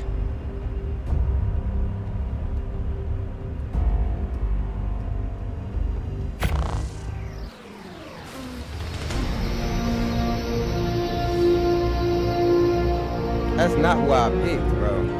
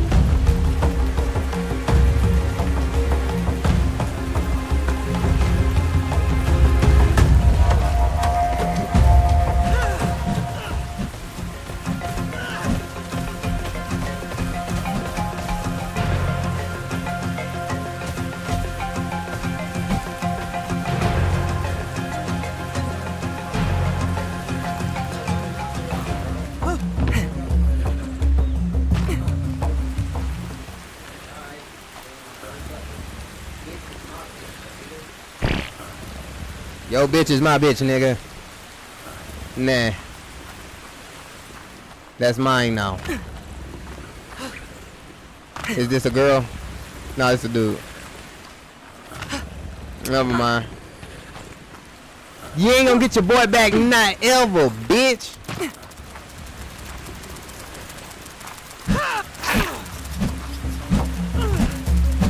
Stomp on your ass.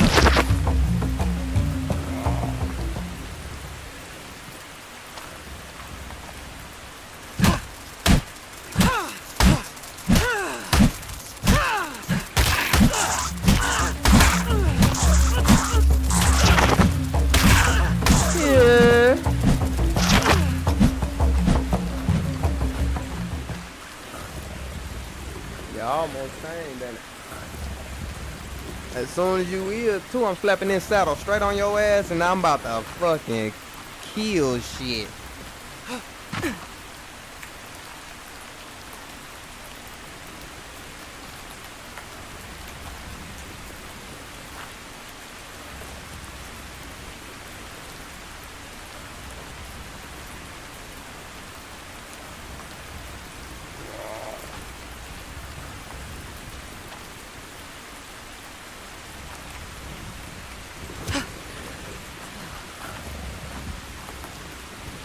Why do they keep throwing raptors at me like I ain't gonna find a way to knock his ass the fuck out?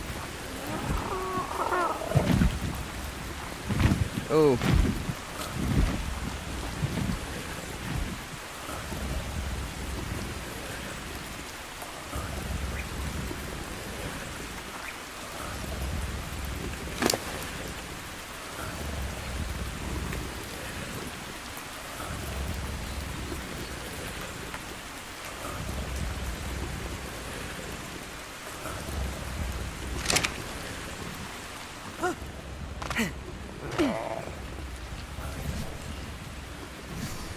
That's right.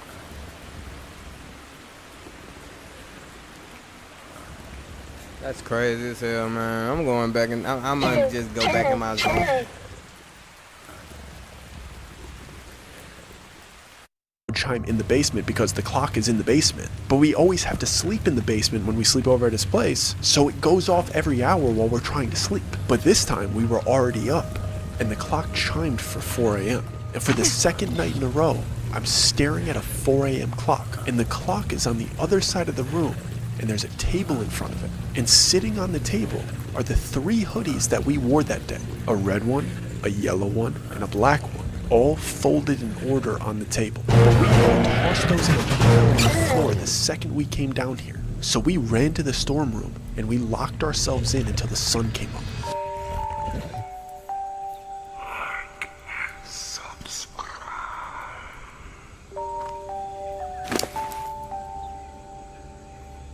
We didn't know the type of situation that we had on our hands. We didn't know how scared we were supposed to be. The only thing that we knew was that we needed help. But who are we supposed to tell about what we thought happened?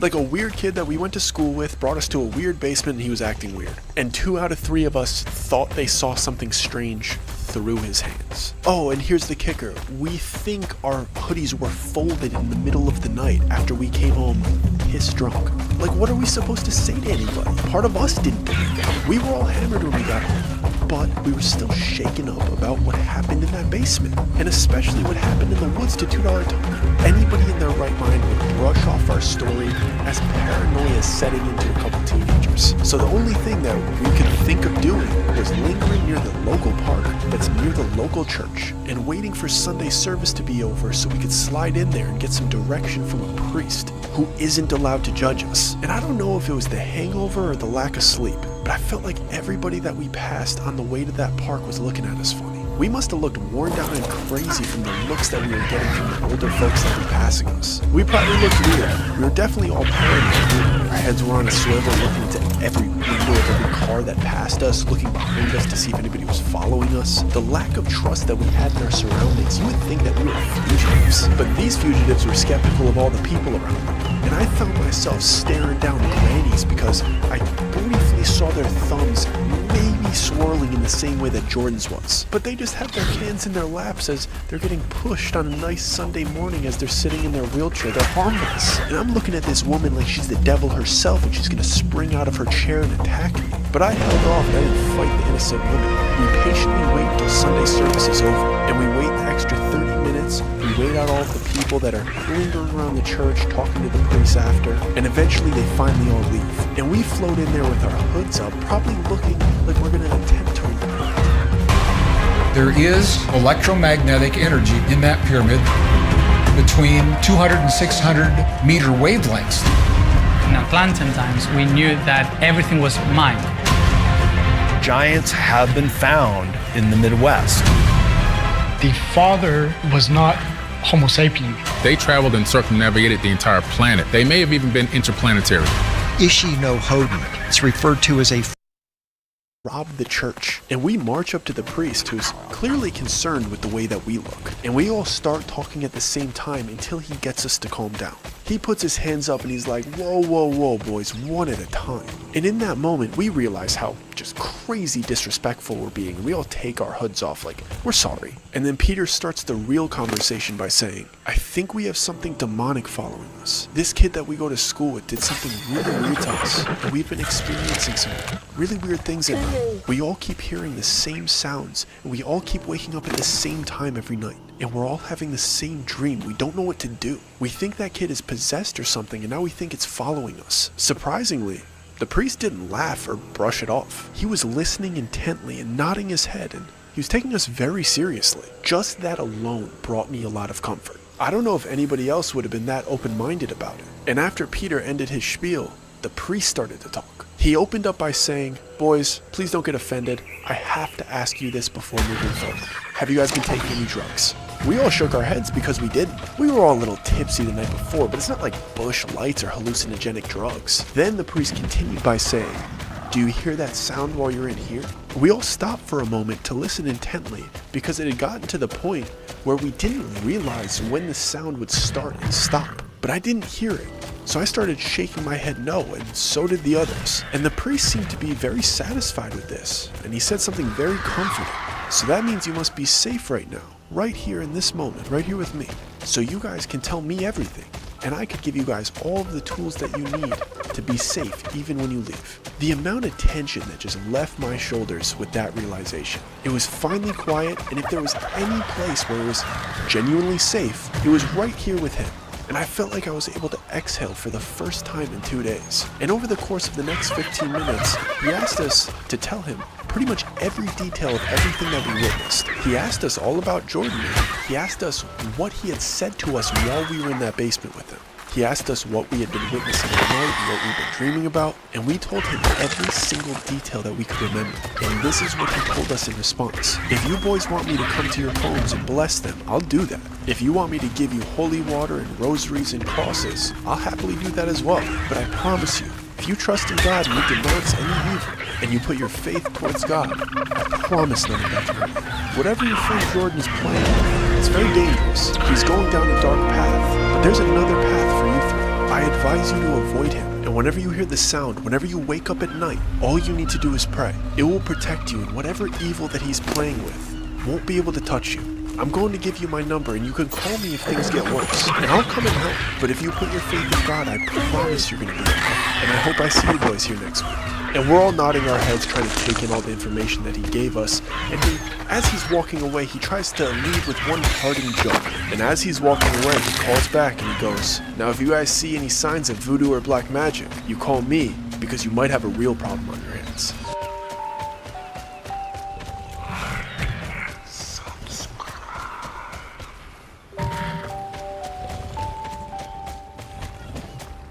We slept at Peter's again that night, and for the first time in my life, I prayed with two of my friends before we went to sleep. And the relief that it gave all of us, it was visceral. It really felt like we were protected. And we really felt like we were going to be okay for the first time in a few days. We weren't hearing the sound, we were coming together in our faith. And if anything happened, we knew we could do the same thing. We knew we could start praying.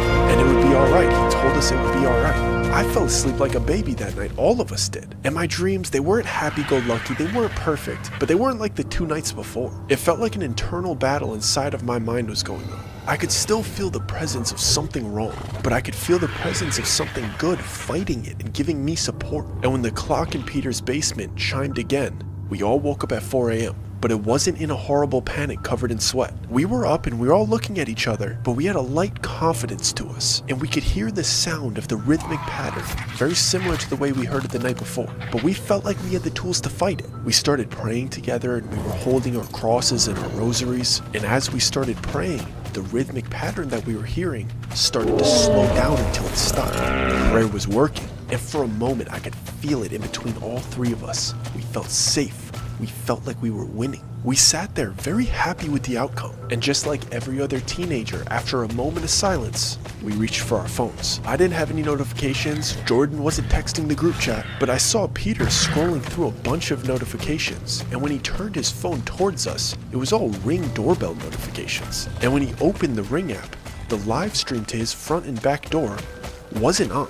The cameras were down. But even though the current live stream wasn't recording, it didn't stop us from seeing all of the saved recordings from the last few hours. Every time there was movement in the front or the back of the house, it records what that movement was. And we see people walking pretty close to his front and back door, but a little bit in the distance for the first few hours. And as it's getting darker, the people start to get closer, and these people are moving really, really slow.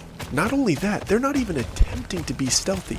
Even though we can't see them clearly, I can obviously tell that they're a bunch of different individuals. It's not the same person circling the house. There was multiple shapes and sizes and heights and hair colors, all wandering around. This game, you're not ready for it.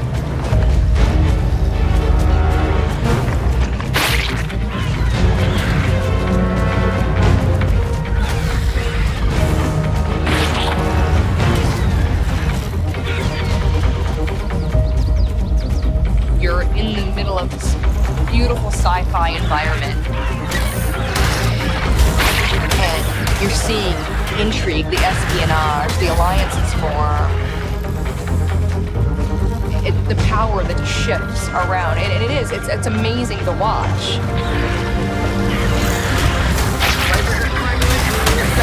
Simple actions can have massive effects.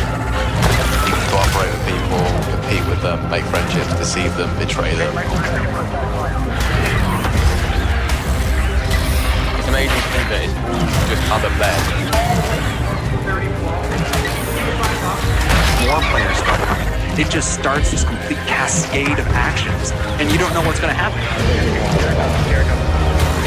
Pretty cool. You'll get locked up and shot instantly.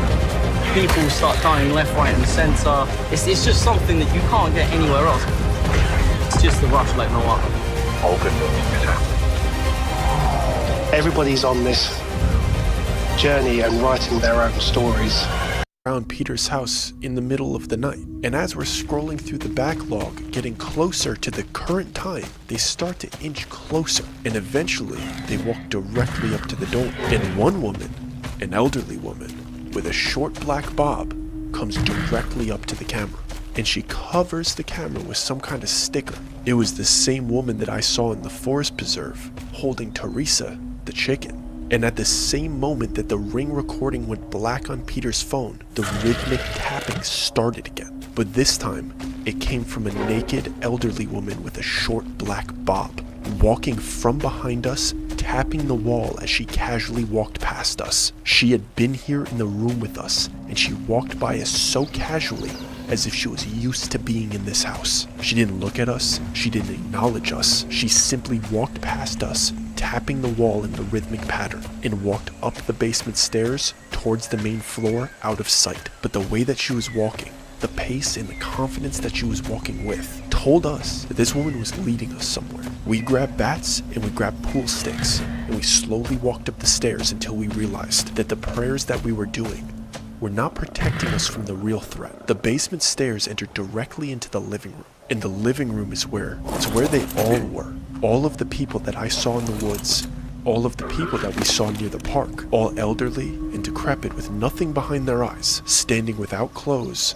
with their palms facing the sky and their thumbs twirling, waiting for us to enter the living room to to see what they built for us. Another shrine shockingly similar in appearance and smell to the one that Jordan brought us to at the abandoned building. And Jordan, the centerpiece of the whole operation, is standing behind the old woman in the wheelchair with the biggest smile on his face. And you couldn't tell when you looked at most of the elderly people because of all of the wrinkles in their skin. But on Jordan, it was very clear. He had writing all over his entire body from his head to his toes. He had ones and zeros written on him in thin black ink, decorating his body like they were pinstripes. And once we saw it on him, we could see it on everybody else. They all had the same markings and the same twitch. My entire world caved in on me in that moment. These people had been around us. They had been following us and they had been in our homes. They followed us to the woods, and they would have done to us what they did to $2 Tony if we hadn't been in such a large group.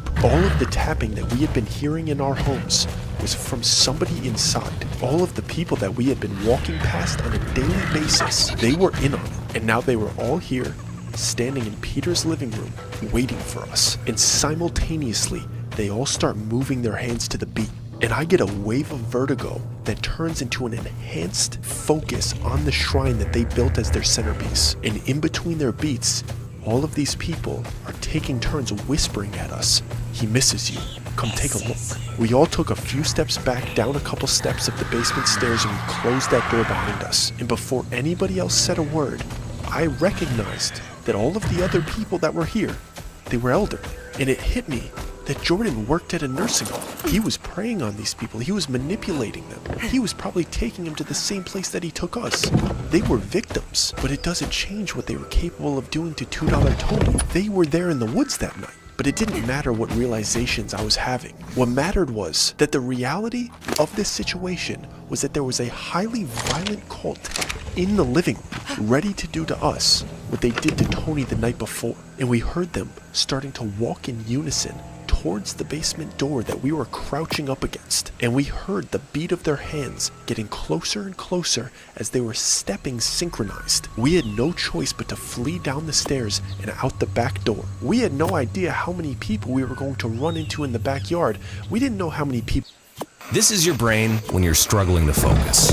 And this is your brain when you're in the zone. But getting in the zone and staying there, that feels more like luck than something you can control. So that's why we made Brain FM. It's like a do not disturb setting for your mind, and it gets you focused in just 5 minutes. Using science and sound, Brain FM guides your brainwaves into an optimal state for productivity called neural phase locking, which lets different parts of your brain work together more easily. Compared to average music, Brain FM actually increases and sustains your focus over time. People were in on this. We had no idea who we were going to have to fight off. And there were a few lingering in the backyard, but Jordan recruited from a nursing home, like I said. They barely moved a step by the time we were out of the backyard in the alley fleeing. And as we were running at top speed, Tommy was able to get a sentence out. "Follow me, I know what to do." Jordan lived about 4 blocks away from Peter. He actually happened to live on the same street. It was only 4 blocks down. It was a straight shot. And it became increasingly clear the longer that we ran where we were going. Tommy was taking us to Jordan's house. And part of me was getting very nervous because I was beginning to question my trust in Tommy. If all of those people are in on it, what if he is too? He was with Jordan the day that Jordan brought us to the abandoned building. What if he's leading us to another trap? And all of these thoughts are running through my head and I'm internally freaking out by the time we pull up to Jordan's house. And before we go in, I have to question Tommy and Peter. And I'm happy I did. And I basically yelled in their face, "Please don't tell me you're in on it. Please don't tell me you guys are a part of them." But my accusation didn't come off as a surprise to them because they were internally thinking the same thing about each other. And me bringing it up made them less suspicious of me. And we were all kind of thinking about that. "I'm sorry we weren't trusting you." Like, it kind of brought us closer in the moment. And after all of us promised each other that we were not a part of this, Peter demanded to know why we were here. Why are we at Jordan's house? And Tommy said very bluntly, "I didn't think about it before, but when I was alone with him in my car when he wouldn't get out, he kept showing me videos of his time in Brazil.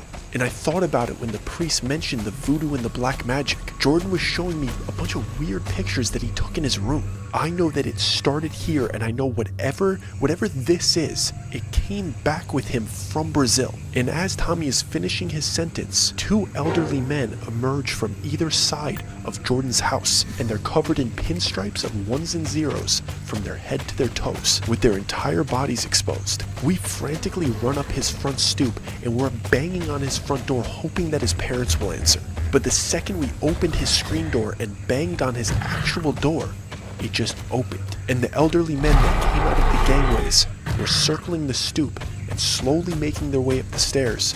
So we had no other option but to go through that door and close it behind us. And once we were inside, we realized that this had to have been the origin of whatever he started. There were symbols all over the walls and the floors. All of the furniture was moved to the corners of each room to make as much open space as possible, to give him as much canvas as he possibly could for these bizarre signs and symbols. There was dirty shovels stacked all over what used to be the dining room floor, and what used to be the living room was a big pile of dug up human remains. There was a pile of local pets in the corner, and another pile of their heads in another corner. And as we started chattering to each other, absolutely panicked about what we just discovered, somebody in the house heard us. We heard somebody banging on the ceiling of the basement below us, shouting for our help. Nothing in us wanted to go to the basement, but whoever was shouting from below us sounded like they were on our side. It's not like we were in a sanctuary. It's not like this upstairs first floor was a walk in the park. It's not like we felt safe. There was no way that the basement could be any worse than what we had just walked into. And we heard the men outside tinkering with the windows attempting to get in. And it was only a matter of time until the rest of them showed up here. We couldn't wait. We had to find the door to the basement. And when we did, we made our way down in a little group of three, shoulder to shoulder, with our bats and our pool sticks still in hand. And we found Jordan's parents locked in his storm room. And we opened the door, but we backed up. We held our weapons up to let... Wait! Welcome aboard.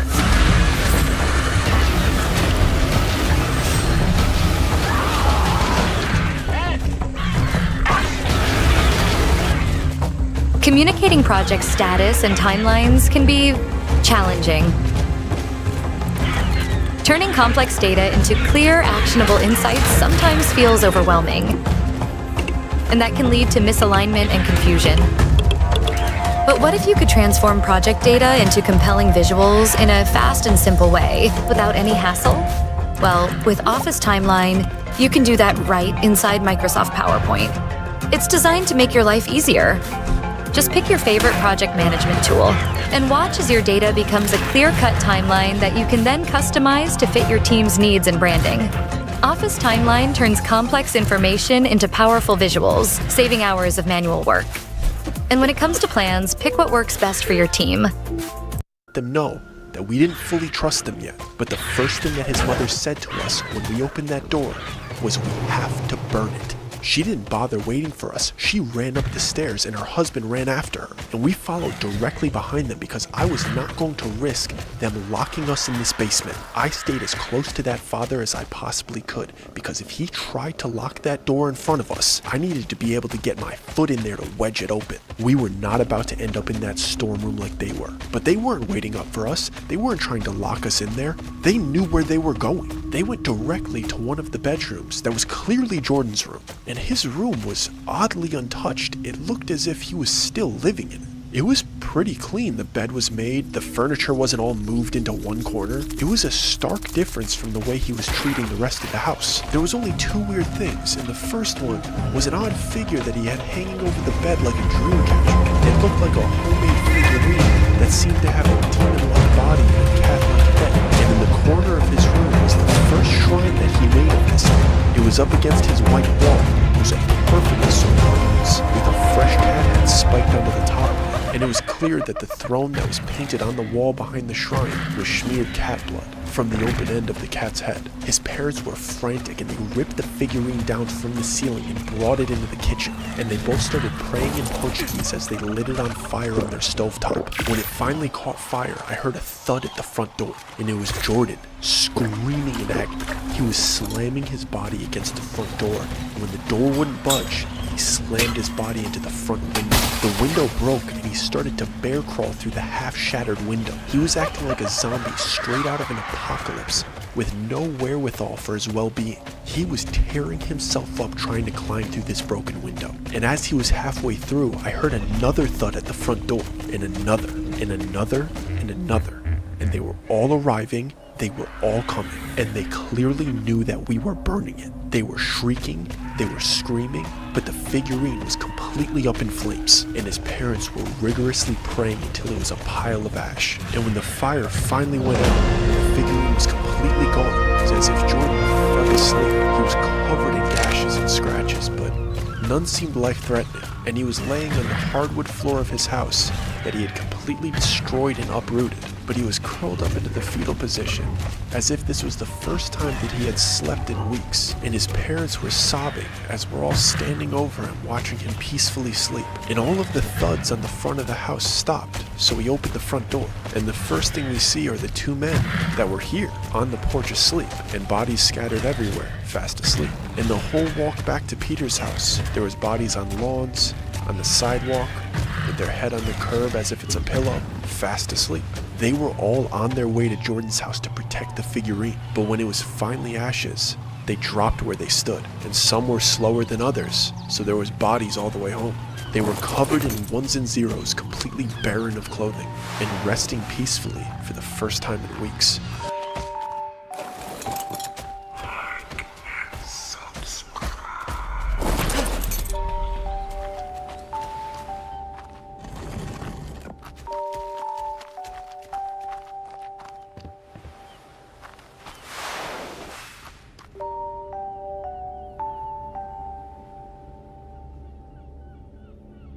I hope you guys have been liking the stories. Like I said, we hear you, we're making them longer, we're making them scarier. We're working as hard as we can, and we appreciate all of the support and all the subscribers. A special shout out to all of the exclusive members that really keep the channel going. Your support means more than you could ever imagine. If you have the means to support the channel as well and become an exclusive member, click join below this video. But it's totally okay if you can't. Your subscriptions are more than enough. I love you guys. I hope you enjoyed that one. It was a bit dark. We'll see you next week.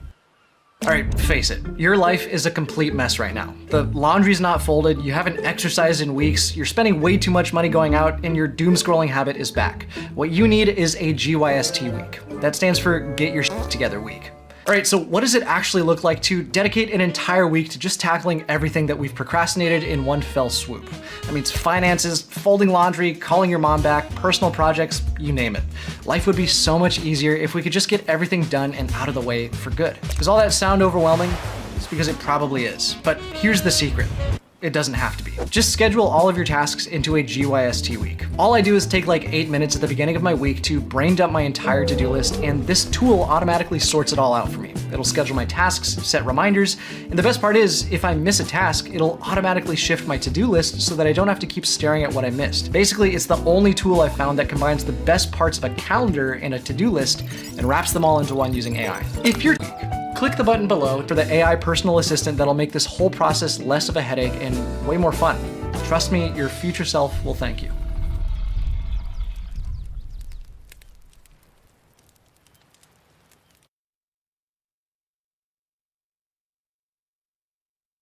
You'd be astonished with how many major crimes slip through the cracks in metropolitan cities. You would think that having so many people around would give you a sense of comfort, like there's too many eyeballs for anybody to get away with anything. But the reality is that with so much going on, if someone is truly careful enough, they could get away with just about anything for as long as they want. And unfortunately, when you live in places like that, sometimes you uncover things that you didn't intend to.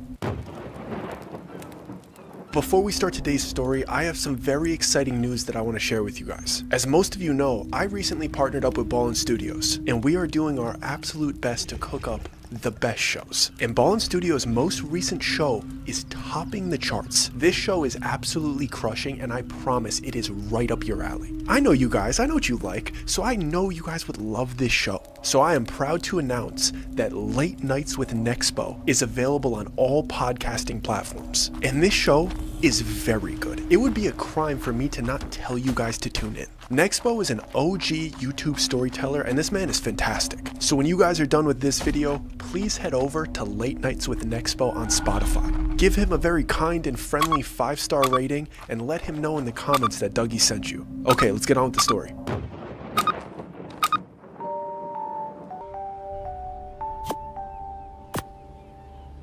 So in my early 20s, I worked in the Lincoln Park area in Chicago. I worked at this little gym on one of the main streets near DePaul University, and I would commute there every single day from my parents' house, which was pretty far in the suburbs. I absolutely loved that job, and I took as many shifts as I possibly could because the community inside of that gym was so welcoming and so fun, and to be honest, these guys were all of my best friends. The only bad part about that job was the commute, so I did my best to minimize it. I tried different train routes, I tried Ubering from certain places, I didn't like driving, the parking was horrible, so I constantly was trying to figure out ways that I could linger around the area. I'd sleep at friends' houses close by because I would work almost every single day, so I wanted to minimize that commute as much as I possibly could. And on one weekend, the best opportunity came my way. So I was doing my regular routine as I was opening up the gym, talking to the guys, checking everybody in, helping anybody that needs help. And then one of my, to be honest, if I'm just being candid with you, one of my favorite students named Izzy came in, and of course I'm like, what's up, dude? Haven't seen you in a few weeks, because he would travel a lot for his job, and we have a couple minutes before he starts his training session to catch up. And he mentioned something to me that I had to jump on. Obviously, we were good friends. He was significantly older than me, but like I said, the community here was great. We're writing a new story right now. We have to, because the evidence no longer supports the story of the past. This is where our new story begins. One of the things that's echoed in the ancient stories around the world, whether it's He was more of a mentor than a friend, but he knew how far I had to commute for work, so the first person that he thought of for this opportunity was me. It wasn't this crazy job opportunity or all of this money. The opportunity was to house sit for him. And I know that sounds very underwhelming, but let me explain it to you. Izzy was absolutely loaded, and he also only lived 2 blocks away from my job.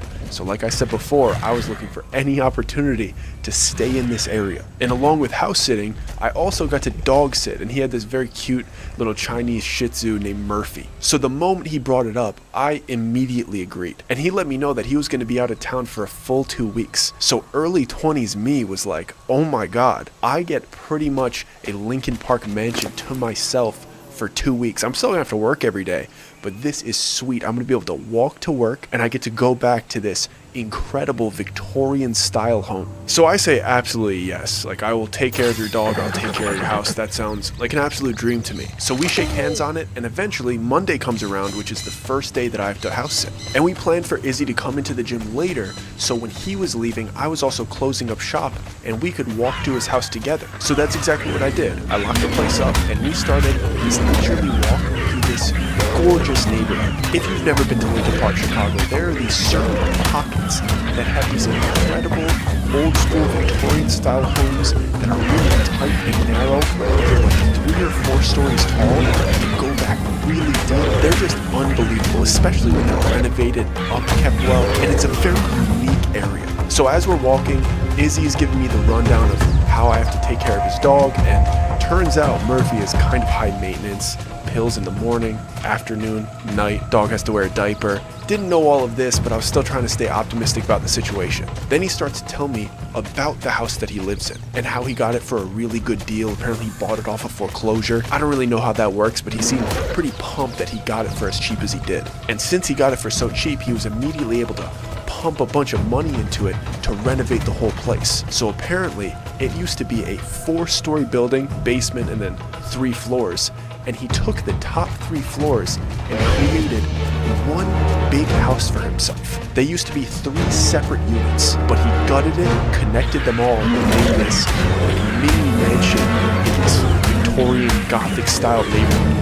It was sounding so awesome. But after he was hyping it up and how much I was gonna love it in his updated kitchen because I like cooking, he slipped in a little detail that I kind of noted in my head. I didn't pry on it, but I was like, he said that in passing, so he could say that he said it. But he said it so nonchalantly that I would almost forget. And he mentioned the downstairs neighbor, and initially I was like, you said you bought the entire building and renovated it for yourself. Why is there a downstairs neighbor? But he went on to explain that when he bought this building, all of the other tenants were in their 20s or 30s.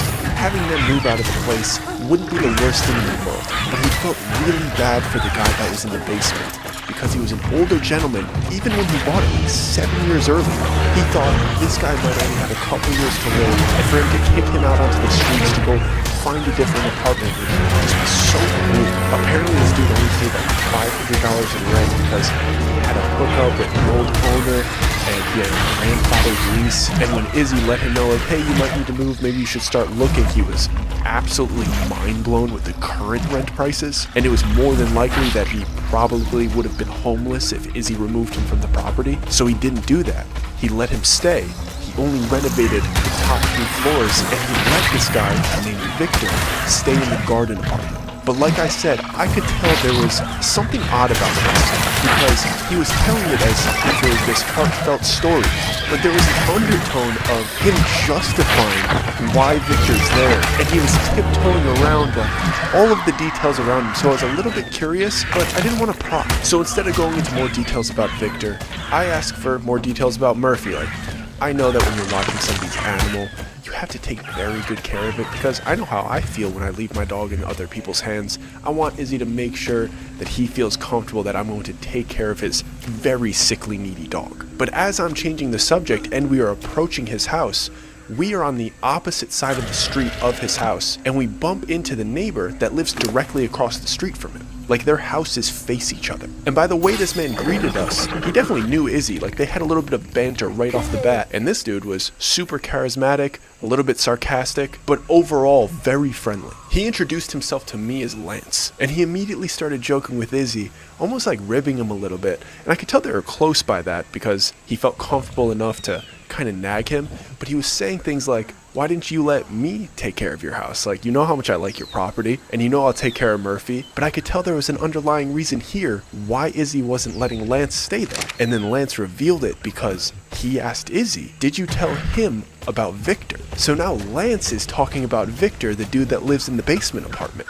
And he's saying it as if he knows information that I don't. And I could tell that that's making Izzy feel uncomfortable, because he was just polishing up Victor's image to me just moments before. So at that point, I wasn't going to be beating around the bush anymore.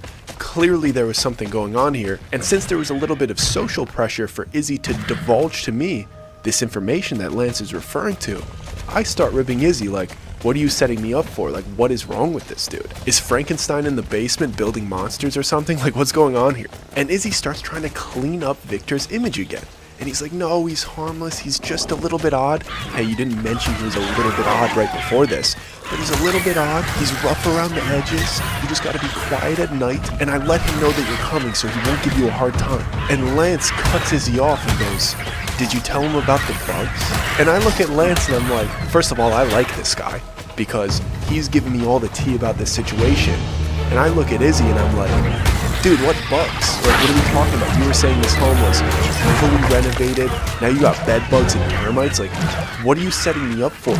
And why did he say it like that? Did you tell him about the bugs? Bro, what bugs? And Izzy tries to laugh it off. He's like, Lance, stop scaring him. You're overreacting. You're always like teasing him. And I'm like, hey dude, what bugs? Because now I could tell I'm being kept out of the loop.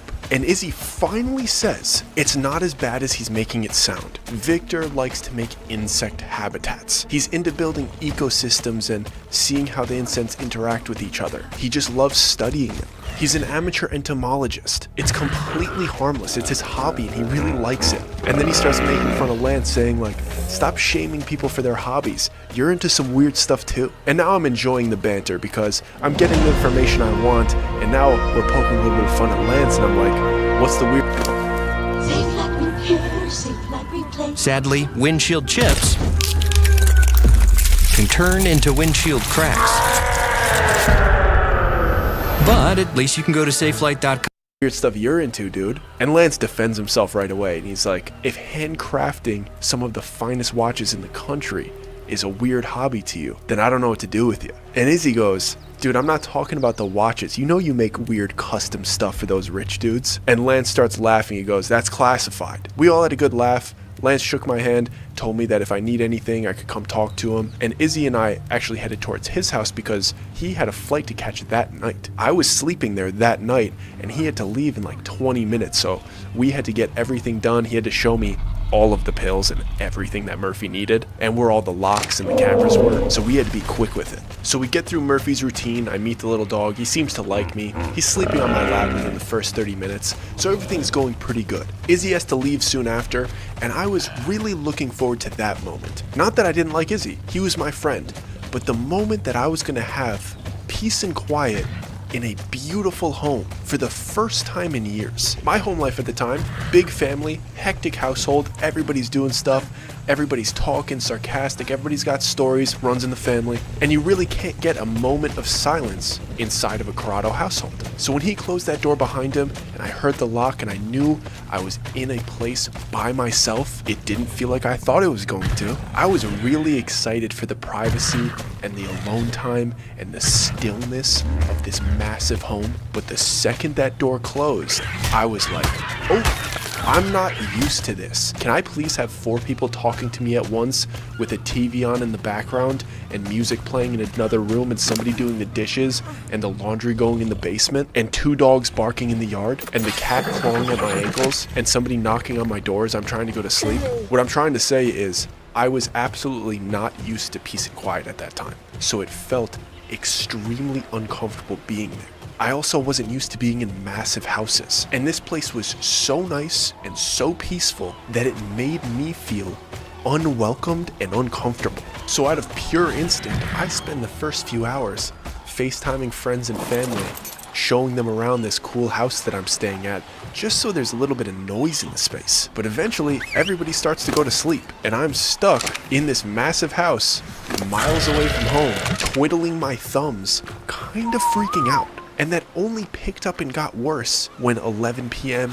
and 12 a.m. came around and the tools started firing from the basement. I don't know what kind of tools he was using, but I heard vacuums, drills, some types of hammers, hitting things. Clearly Victor was extremely active throughout the night. Clearly Victor didn't care that I was upstairs. And then I started to think, why was Izzy telling me to be quiet like I'm gonna annoy Victor? This dude is playing with power tools at midnight.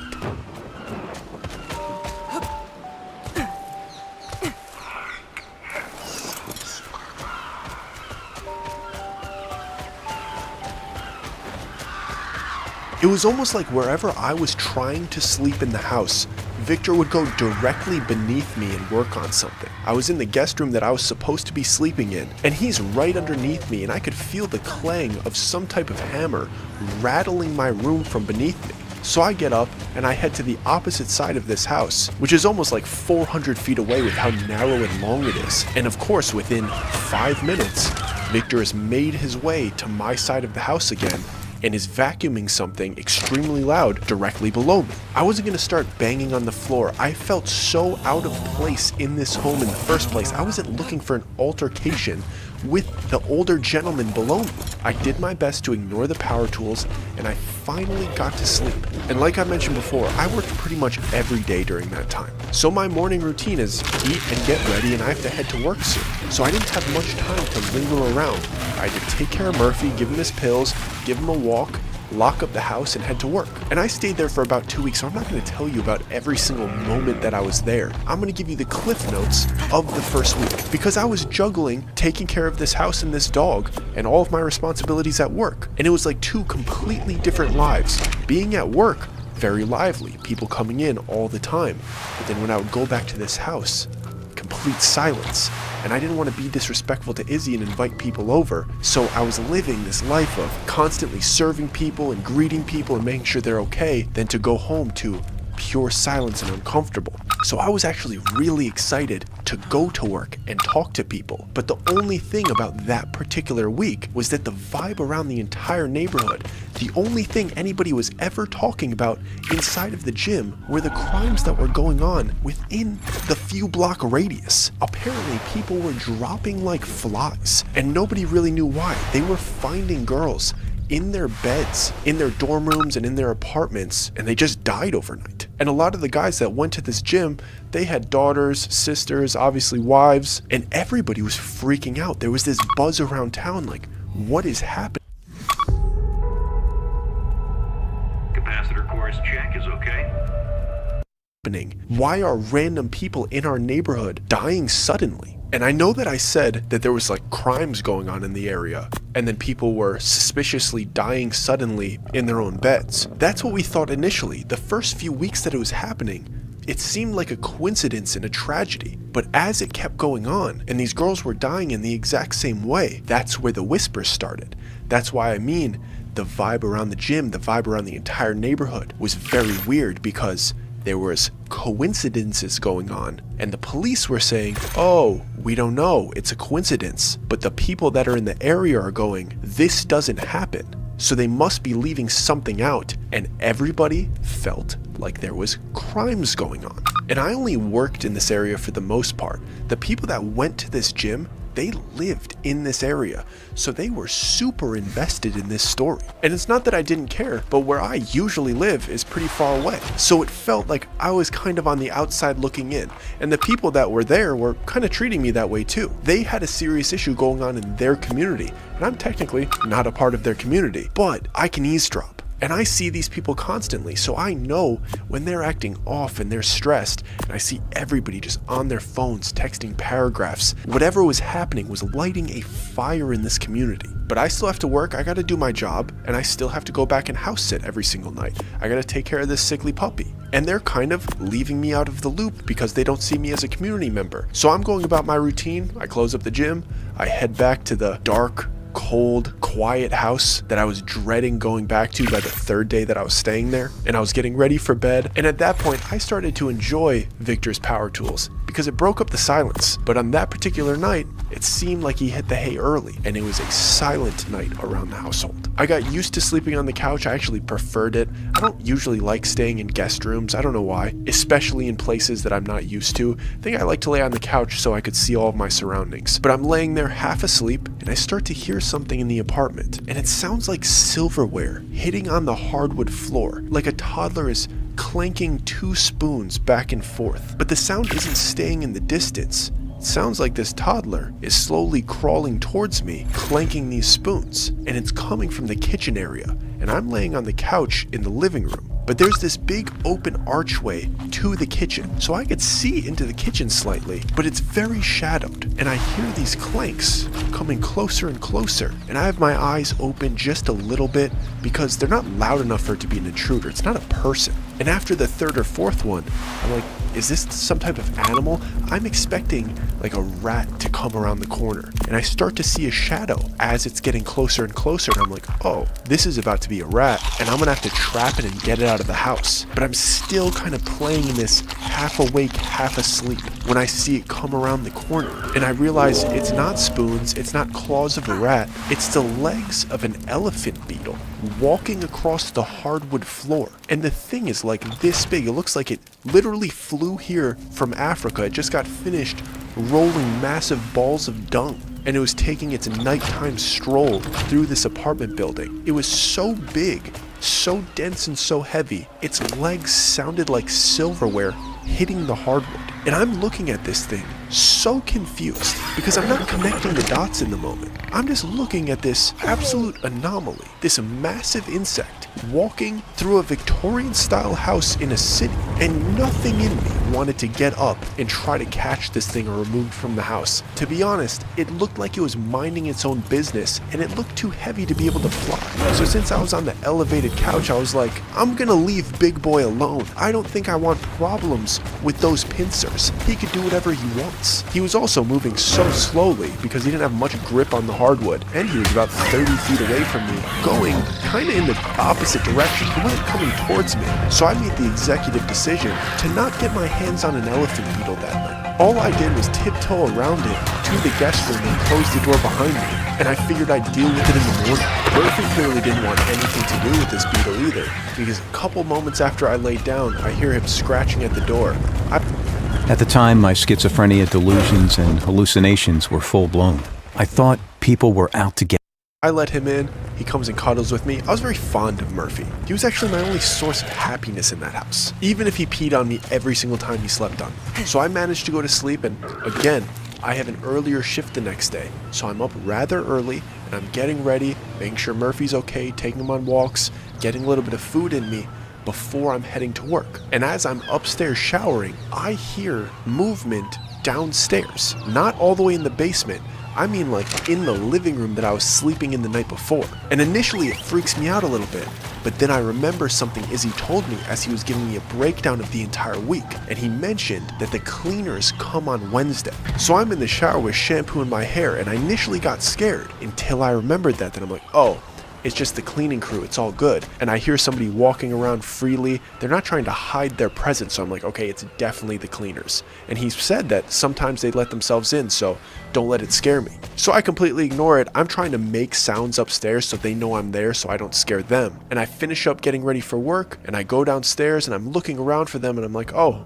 man, that was fast. It doesn't look that clean. I remember thinking that, like, oh, they didn't do that great of a job, whatever. And I'm walking towards the front door to leave to work, and the doorbell rings. I'm already walking that way, so I'm there in like a split second, and I open it up, and it's two cleaning ladies. And I'm like, oh, hey ladies, like I thought you were already in here, like you could just let yourself in, you're allowed to come in. And they look at me, even though clearly English was their second language, they're looking at me a little bit confused. And I'm like, were you not just in here? And they're like, no sir, we just got here. So I whip my head around and I start looking down this deep, narrow, Gothic style house, trying to find the source of the sounds that I was hearing from upstairs. Somebody walking absolutely freely around this place. But I don't have time because I have work. And the cleaning ladies go past me, and my head is spinning because I can't stay and linger around. I have to leave them here. I have to leave right now. Was I just hearing things? So I closed the door behind me, trying to justify that in my head, trying to convince myself like, no, I wasn't hearing anything. It definitely was coming all the way from the basement because the cleaning ladies weren't here yet. So I walk down the stoop and I start walking towards my job, and I look back at the house because I was getting this weird feeling, and I see Victor for the first time.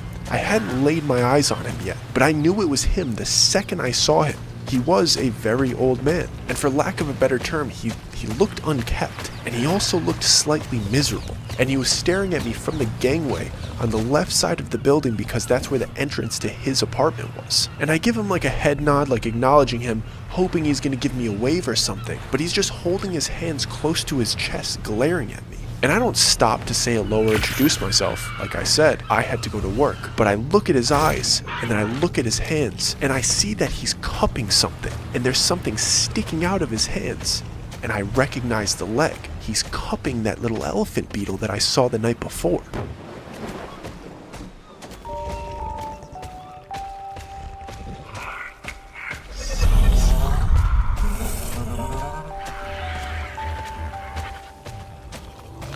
So I realize as I'm like 30 feet away, looking back at this guy, he was just walking around willy-nilly in the apartment that I've been staying at. So he could clearly get inside whenever he wants. He didn't let me know he was coming. He felt like he could just come in and find his beetle. That was the most confusing walk to work to me, because I'm thinking about the entire situation. Why he would think it's okay to, one, let the beetle loose in the house, and two, come and get it without letting me know, and three, not explain to me that that was him in the house and he let the beetle go. If he was just like, hey, so sorry, Izzy gives me keys to his unit just in case I need to get in there while he's not in town, and this beetle got out of one of my cages, I had to find it, and we had a laugh about it, and we got to know each other, it would have been okay. He's lived under Izzy for 7 years at this point. I'm sure he's a pretty nice guy, but instead he was weird about it. hiding in the gangway with a beetle leg sticking out of his hand glaring at me,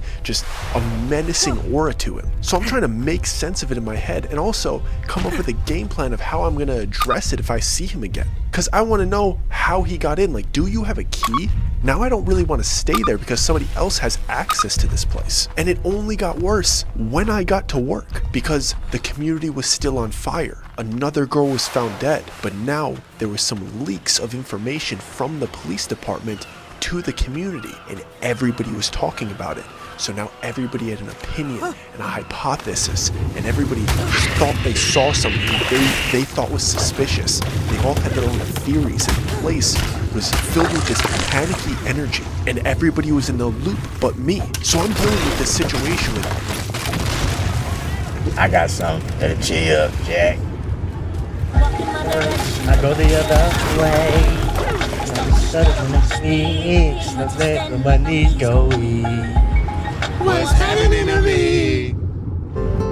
I joined ANT in 1980 when I moved here and Beetle Weird Victor, and I'm also dealing with this situation of the community that I serve, and I felt like I couldn't console anybody or serve anybody properly if I was kept in the dark.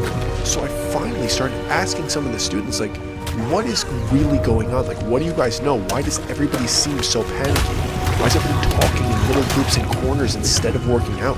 And I only got through to somebody because I let them know that I was staying in the area for the next 2 weeks.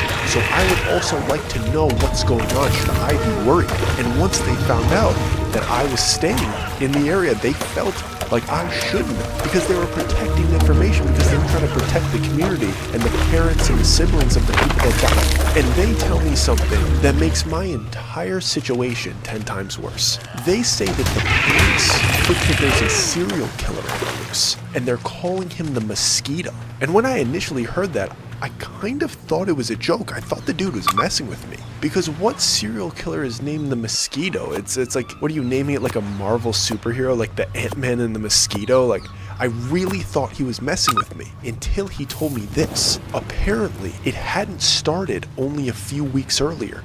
It's been going on for months, but they didn't know what was happening. They thought girls were just dying suddenly. They were dying in their sleep and people were finding them in their bed the next morning. And it has been going on for months. But just in the last few weeks, one autopsy came back that changed the entire case. It actually made it a case. Up until that point, it seemed like it was a series of coincidences until they found one puncture wound. And this dude was telling me that they weren't even sure if they can call it a puncture wound because of how precise it was. On one girl, the medical examiner found the smallest, thinnest, most precise puncture wound. And the way that they described it was as if there was a large mosquito that stabbed this girl through her heart, out her back, with its needle. It's not like it was a knife or an ice pick or a syringe. It was like a massive needle, and it made such a small wound that it was going undetected.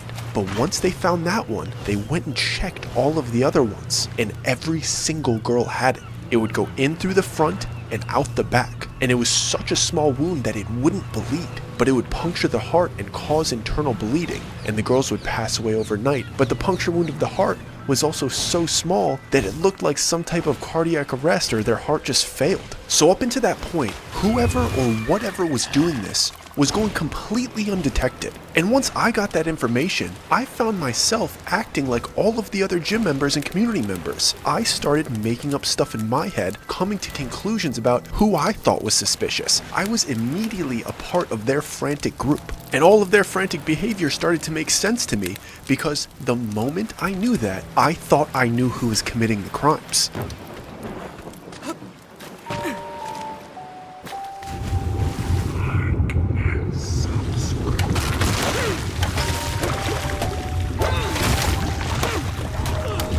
And I'm sure you know exactly who I'm pointing my finger at, because the mosquito and the weird dude that's living under me that's obsessed with bugs. I thought wholeheartedly that I was living above a serial killer. I thought Victor was for sure the mosquito. The way he was willy-nilly walking around Izzy's house, the way he's looking at me from the gangway, him being up all night, I'm hearing power tools from downstairs. At that point, I was like, call me Detective Doug. I'm tracking every single movement that this guy makes. So I'm going throughout my whole shift trying to connect dots to incriminate Victor in my head. And I'm coming up with a game plan to catch him. I'm like, okay, when I get back, I'm gonna start looking out the windows and tracking when he's leaving, the times that he's leaving, the direction that he's going, what times he's coming back. I'm thinking, I am going to get all of the information needed to serve it up to the police and be like, this is a person of interest. I didn't immediately tell everybody in the gym that I thought I'm definitely living above the serial killer because they were busy talking about who they thought it was anyway. So I finished up my shift, I closed up the gym, and I started walking back to my home for the week. And I'm thinking all of these scenarios in my head, what questions I'm gonna ask Victor if I bump into him, what I would do to him if I found him in the house while I was in there. But my train of thought gets interrupted when I see Lance outside of his house going from his car into his house. And I'm immediately like, he's the one that put my attention towards how weird Victor was. He's probably gonna wanna hear about this. And he was in such a good mood. My name is Jessica Hogan.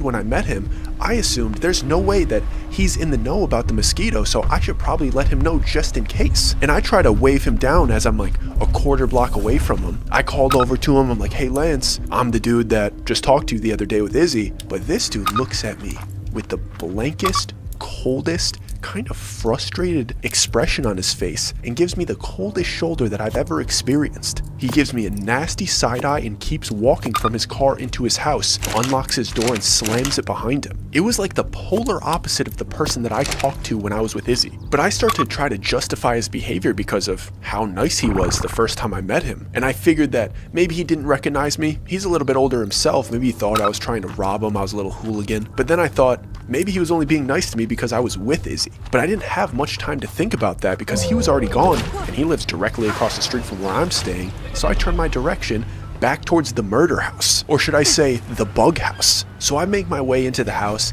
and I look through every single closet, every corner, just to make sure Victor isn't lurking around. I open up just about every cabinet to make sure he didn't plant some poisonous scorpions or something. And finally, when I know that the coast is completely clear and I have the place to myself, I head all the way up to the top floor, which I didn't spend much time in because it was more of like a library hangout loft area.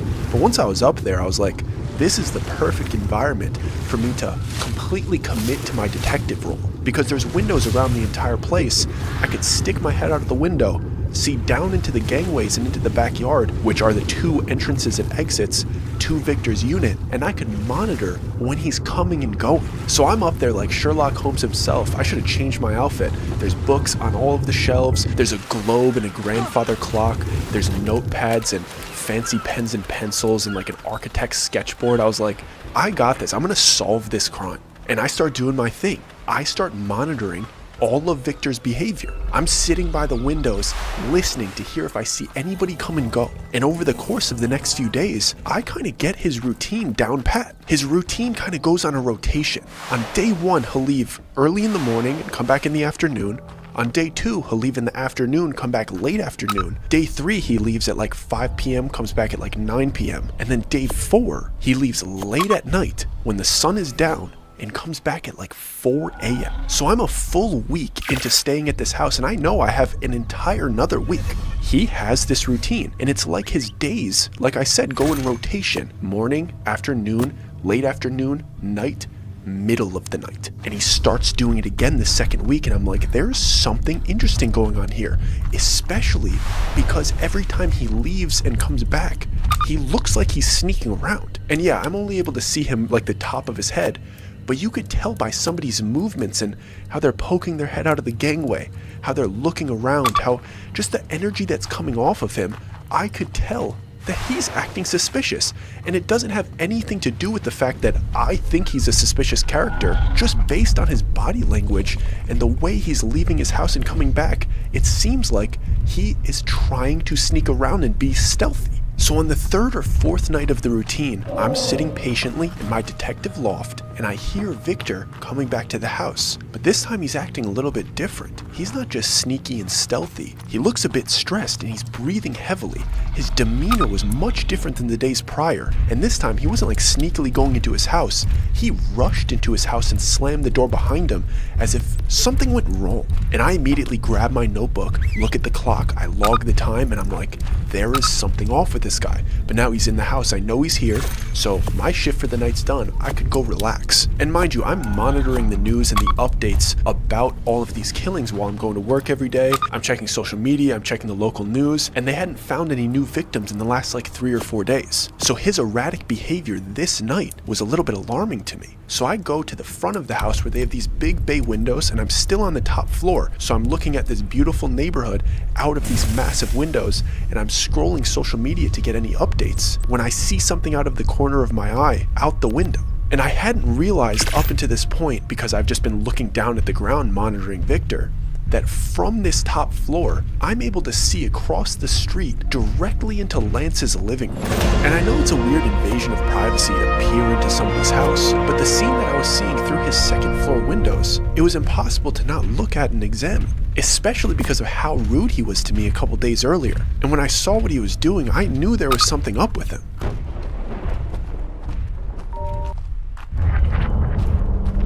This game, you're not ready for it.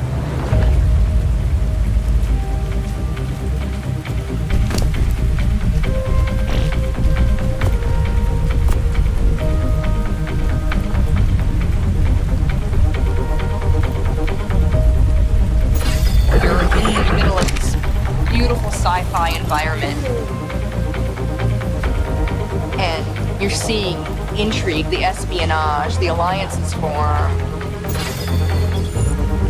the power that just shifts around, and it's amazing to watch. Simple actions can have massive effects. You can cooperate with people, compete with them, make friendships, deceive them, betray them.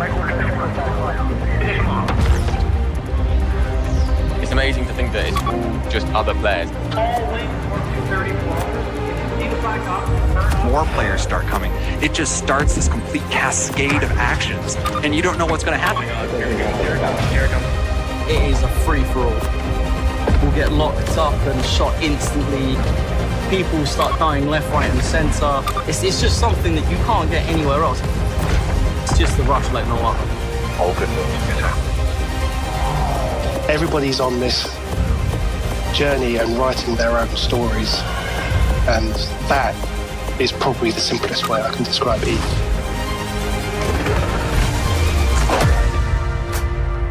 Things continue to change and evolve. It's awesome. I love it. Part of Eve.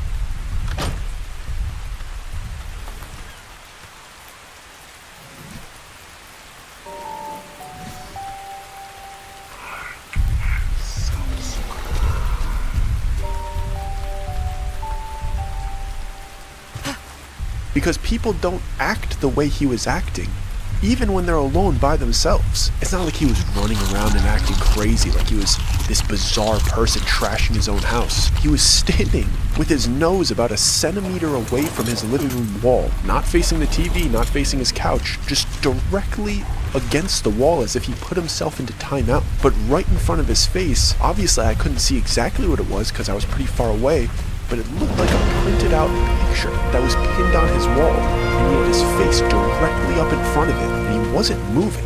He was just staring at it, motionless. And I couldn't help but to keep watching him because when is he gonna move?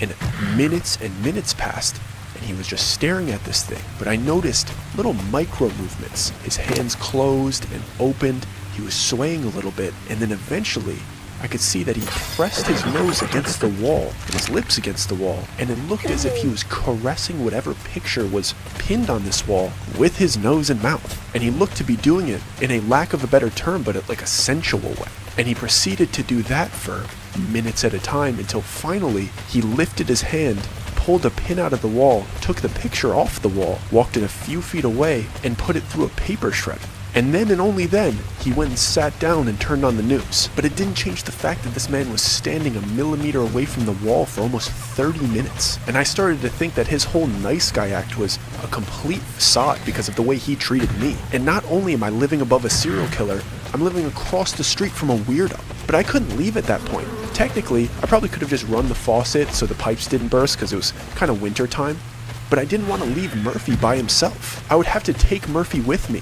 And I didn't know how Izzy would feel about that. To be honest, Murphy was pretty close to croaking anyway. So if I took him out of his comfortable environment, the odds are it would be too stressful for him. So I was forced to stay here for the dog's sake.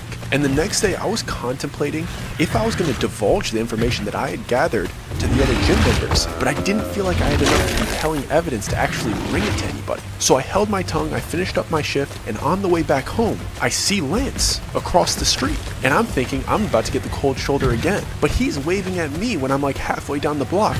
And I get the first version of Lance that I met. And he's asking me all these questions, he's charismatic, he's joking, his personality is shining through. He just seems so happy. But this time, I'm a little bit weird with him because he has no idea that I watched him kiss a wall last night. But it was as if he couldn't tell that I was being a little bit standoffish because of just how happy he. One of the things that's echoed in the ancient stories around the world, whether it's Plato talking about Atlantis or the ancient Egyptians in the Temple of Sais, is that we find that they discuss how the civilizations have been destroyed from periods of great flooding, but also He was emanating positive energy, and he wasn't letting my sour attitude bring him down. So I'm standing there talking to this dude for like 10 minutes. Well, he's talking at me for like 10 minutes, and I'm trying to get away from him because I never know when he's gonna go catatonic and become mean to me again. But eventually, I guess he has something to do, and he lets me leave, and I go back into the house. And right when I get upstairs, I get a text from my boss that I forgot to take the garbage out, which used to be an issue if I forgot things like that. But now that I'm living 2 blocks away from the job, I could just walk back and do it. So I throw my shoes back on, I head back out of the house, I go back to my job, I go into the alley, and I throw the garbage out. And mind you, it's midday at this point. It was an early shift. So I wasn't worried about walking down the alley back home because Izzy's house, the place that I was staying, shared an alleyway with my job. It would have been a longer walk for me to go all the way around the block to come in through the front door.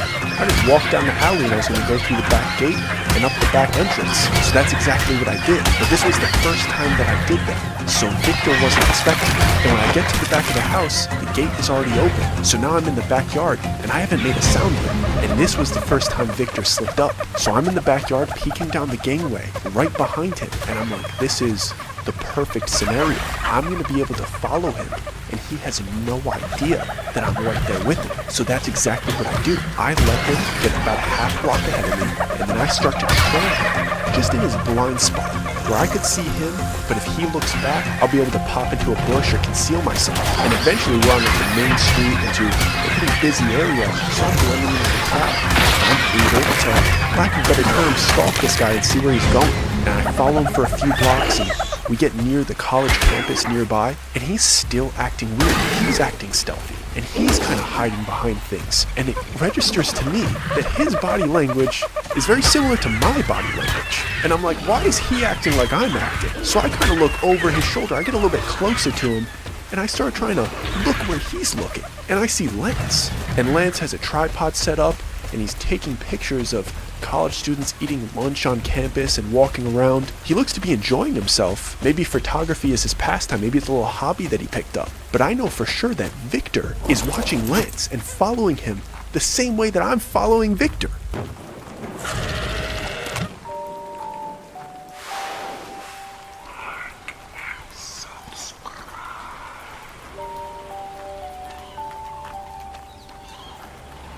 So I feel like I'm caught up in this like weird stalking circle. I'm stalking Victor, Victor's stalking him, and he's taking pictures of strangers. Who's Lance stalking? Who's at the end of this cycle? And I realized it was a girl. Lance was clearly hyper-focused on one section where one random girl was enjoying coffee and studying, and he was walking to different angles, and it seemed as if he was pretending to take photos of other places, like he had a different itinerary, but every time she was looking down at her book or at her phone, the camera immediately turned towards to her, and he would start snapping photos of her. This made me feel so weird, because I felt like I was a part of something kind of gross, but I was in too deep at this point. Like, how long could they actually be out here doing this? So I made sure to kind of step back into the shadows, but still keep an eye on Victor, because I knew wherever Victor went, Lance was going. And after a few hours of this weird photo stalking, we all started heading home 200 feet separated from each other, not having any idea that we were hanging out as a trio. So Lance gets into his house first, Victor goes down into his insect-infested basement, and I slip in through the back door and I go up to my detective loft. To be honest, 3 complete weirdos. And I immediately hit my post and I look down into Lance's living room, and this man is taking his SIM card out of his camera, putting it into his computer that's attached to a little printer, and he starts printing out a couple different options. And I'm trying to get a look at what it is. Is he printing out the pictures that he was taking of buildings and fountains and signs, or is he printing out pictures of that girl? I couldn't really tell, but he clearly chose his favorite one. He held it right in front of his face. I could tell that his energy was pretty happy. Pinned it right in the exact same spot that the last one was pinned. And from the moment that he pinned it, he put his hands at his sides, took a small step forward, so his nose was pressed up against this photo, and the man didn't move for 6 hours. It got to the point where I cooked myself dinner, came back, peeked, still there. I went to the bathroom, peeked, still there. I scroll my phone, just absolutely brain rot on TikTok for an hour. Look back, he's still there. Eventually, I had to go to sleep, and I'm thinking this man's feet must hurt. He's been standing completely straight like he's a British security guard for hours on end, and I couldn't stay awake for it. I eventually doze off on my couch, and when I come back the next morning, he is still there, but his body language is a little bit different. Not exhausted, not leaning up against the wall like he needs help. He looks upset. He's breathing heavier. His hands are in fists. He's starting to wobble a bit. This whole situation was building into something that I was having a hard time coming to terms with. And the only other person that seemed to be slightly in the know about what is happening is the man who's living below me, who won't speak to me, that glares at me, that I've been monitoring, the one that I've been stalking. But I take a couple extra looks at Lance, and I don't like what I'm seeing. I didn't like what I saw the day earlier. So I have no other choice but to march downstairs, knock on Victor's door, and figure out what he's really up to. So I take a deep breath and I prepare myself for this altercation. So I march down these 3 flights of stairs, I go out of the house, and I go up to the side gangway door, and I start knocking. And I could hear Victor coming to the door. I could hear his power tools turn off, and eventually I hear him unlock like 4 locks, and he finally opens it a little bit. But he has one of those chains, so he could only open the door like a couple inches, so I can't see into his house. And I got a little ticked off by that, because you can walk upstairs whenever you want, but I can't see what you got going inside, so I don't hold any punches. He doesn't even say hello when he opens the door. So I immediately confront him and I go, "What's up with you, dude? What is up with you and Lance? What is happening here? Do I need to call the police?"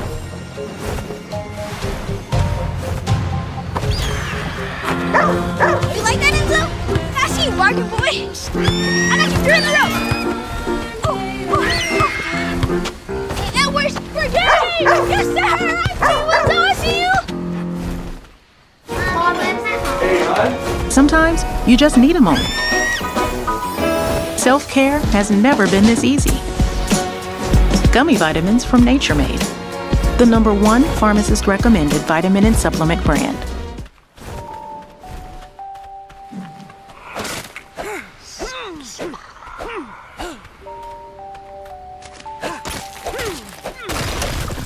This dude immediately slams the door in my face. And I'm like, oh my God, he thinks I'm onto him. I'm actually gonna have to call the police. But I hear the chain slide and he whips the door open, grabs me by the shirt, yanks me into his little basement apartment and slams the door behind me. And the only reason I didn't resist is because he looked scared, not aggressive. But the second the door was closed and he started redoing all of the locks, I thought, I might have just gotten myself into a very bad situation. But that was until he turned around and said the first words he had ever said to me. I saw in his eyes that he was a scared older man that needed help, because he said, "I think Lance is doing something very bad." And he walked past me deeper into his house, and when I turned around to follow him, I realized that Victor is not this weird hermit. He's not a scary old man in a decrepit basement playing with power tools, butchering his victims. This man is a legitimate savant, and I understood why Izzy let him stay here. He had turned his entire garden unit into an incredible, stunning ecosystem.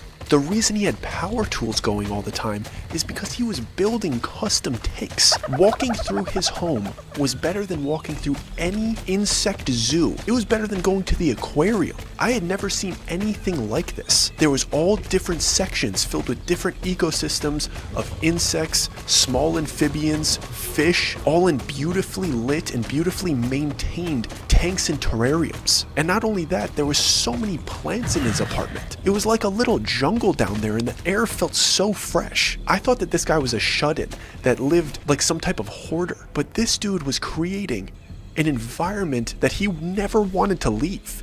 He was obsessed with what he was obsessed with, and he integrated it into his lifestyle, and it was honestly beautiful. Did he sacrifice a lot of space in his home for it and he only had one seating section all the way at the back? For sure. But once I got back there and sat next to him, I was looking at this dude in a completely different way. Nobody could take care of this many plants and animals and have a cool bone in their body. The man was just obsessed with what he was obsessed with. And he proceeded to start to tell me about his suspicions of Lance. So I'm sitting across from this man trying to hear him out, but I could tell that his mind is so scattered. He clearly does not interact with people very often. He's an insect person. He takes care of plants and takes care of bugs, and he's not great with conveying information or having witty, concise social interactions. So as he's just spewing information that doesn't seem to be connecting to me, I cut him off and I'm like, is that why you've been following him? And Victor's eyes pop open and he's like, how did you know I was following him? And I had to divulge my little secret. I'm like, Victor, I'm gonna be honest with you. I followed you, and I realized that you were following him. And again, he started spewing all this information that didn't really make sense about this cycle that he goes through and his obsession, but he was kind of speaking in code. He wasn't really giving me straight answers. So I throw another direct question at him, and I say, do you think that he's hurting those girls? And again, Victor is so surprised, and he's like, how do you know about the girls? And I'm like, Victor, everybody's talking about it. I can't go anywhere in this neighborhood without hearing about the mosquito. And again, I see in his face, he has no idea who the mosquito is. And I'm like, dude, there is somebody around here killing people. And Victor is lost for words. He just starts pointing in the direction. He's just pointing in the direction of Lance's house, and he's just going, it's him, it's him, it's him. And I could tell this man is having like a mental breakdown because he thought he was on the cusp of something, but he didn't know how to convey his suspicions to anybody. He didn't know the community was talking about it because the dude, again, is kind of a shut-in. He's just into his own things. So I try to focus his attention by telling me the stuff that matters. So I'm like, dude, do you have any proof that he's doing something? And the only thing that he could get out is like, no, but I've been following him. Like, I know he's doing something. Every time I talk to him, it's like I'm talking to a different person. And that really clicked with me because I had noticed that about Lance too. But clearly Victor was so overwhelmed by the situation that he didn't really know how to go about it. So I asked him something very simple. I'm like, Victor, how long have you been following him? And he goes, weeks and weeks and weeks. And I'm like, do you remember the places that he was going? Like, do you have a general idea of the direction that he was headed? Like, maybe even like a quarter-mile radius, depending on the day. And he starts going, I think so, I think so, I think so. And I'm like, Victor, well, if... A great bathroom begins with an even greater selection of styles, which all begins at Floor & Decor. I would compare my personal style to how I play by being flashy, making big moves, standing out, being different than the rest. You know, me, I know how to dress. I'm gonna look fly everywhere I go. You know, I'm gonna look better than everybody in the room. It's mandatory.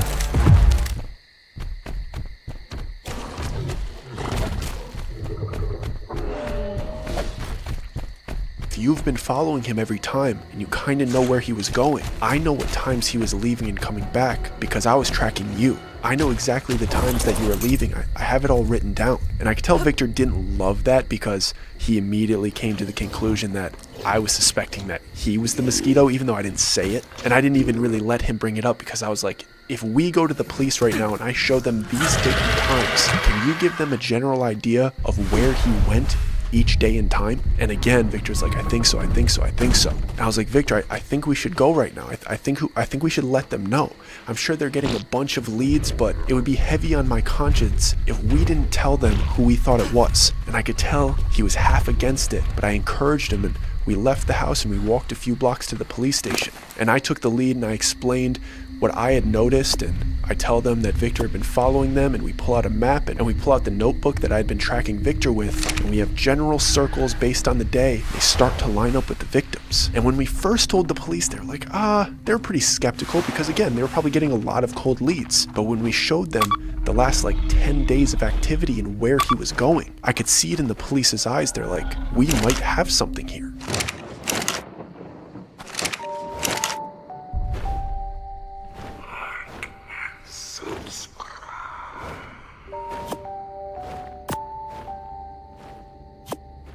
So much so that the very next day they were able to establish a search warrant. They weren't about to raid the dude's house and go all crazy, but a couple cops showed up, and me and Victor, now friends, are standing in my detective loft looking down into Lance's living room, where he's, again, the very next day, an inch away from the wall, rubbing his nose and lips on whatever picture he pinned up. And the cops pull up, they knock on the door, and it's not like he was scared. It's not like he was freaking out or trying to hide anything. It's like he was stuck in this trance, this dead serious staring trance, but he was able to pivot, walk to the door and answer it. And obviously, since they had a search warrant, he wasn't able to stop them, but he didn't try to run or hide. He was blank-faced, expressionless, and from what I saw, he looked like he had rage in his eyes, very similar to my second experience with him. And the cops go into his house and they seem to gather some stuff, and over the course of the next 20 or 30 minutes, a lot more cop cars came. And before they closed their curtains, I could see that they took the picture off the wall that he had been staring at, and they had taken the paper shredder, and they immediately brought it to their car. And the mosquito was caught that day. Apparently, Lance was stuck in some type of bipolar, manic, schizophrenic routine that kept repeating itself. He told the police that the only time he felt good was after he finished what he needed to do. So every interaction that I had with him that was positive was because he just got a job done the day before. And then throughout the week, as he got angrier and colder, it was because he was building up to the next job that he was hyper-focused on. The picture that he would have pinned up on the wall was his next victim, and he would stare at it and stare at it and stare at it until he couldn't help himself anymore, and he'd go to wherever they lived and he would deliver one piercing strike to satisfy his urges. And the reality was that Lance wasn't into the gore of it. He wasn't a slasher taking people's lives like he was hyper violent. He was into the control and the precision of it. The man hyper fixated on watchmaking, but he also hyper-fixated on custom metal workings for high-class clientele. And apparently the bodyguard for some billionaire about a year back requested that he make a custom weapon for him. And they called the weapon the Needle. It was a hyper-thin precision weapon that was concealed in a wooden cane. So you could walk around with it and nobody would have any idea that you could pull it out at any point, take somebody out, and the medical examiner probably won't even notice the wound. And whoever was struck by this weapon, it would feel like somebody had poked you with a tack, maybe like a mosquito bit you. This thing could go right through you, right back out, no bloodshed, and you would have no idea that you were turning blue. It would feel like a random prick, in and out before you know it. And Lance had developed this 4-day continuous routine where he would take the picture of him, stare at it, until he was ready, he would take the light, he would shred the photo, and he would do it again. And inside of that shredder, they were able to piece together every single victim that he had taken out the entire year. He never even emptied the paper shredder. And since that day, it left me wondering, what other kind of weapons are out there? And what other seamlessly coincidental deaths are actually very intentional?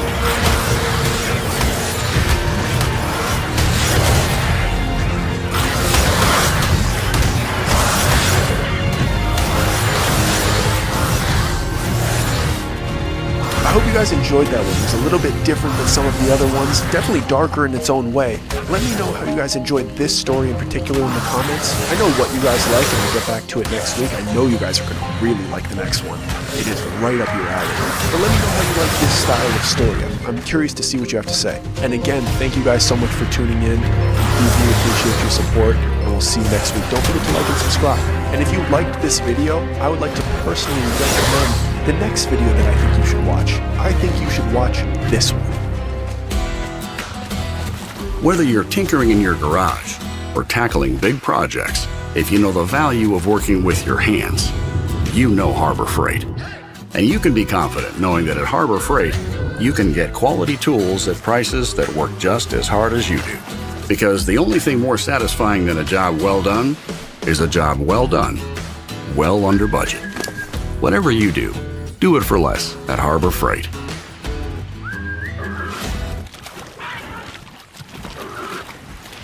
When we arrived in Jerome, Arizona, we expected your typical haunted ghost town.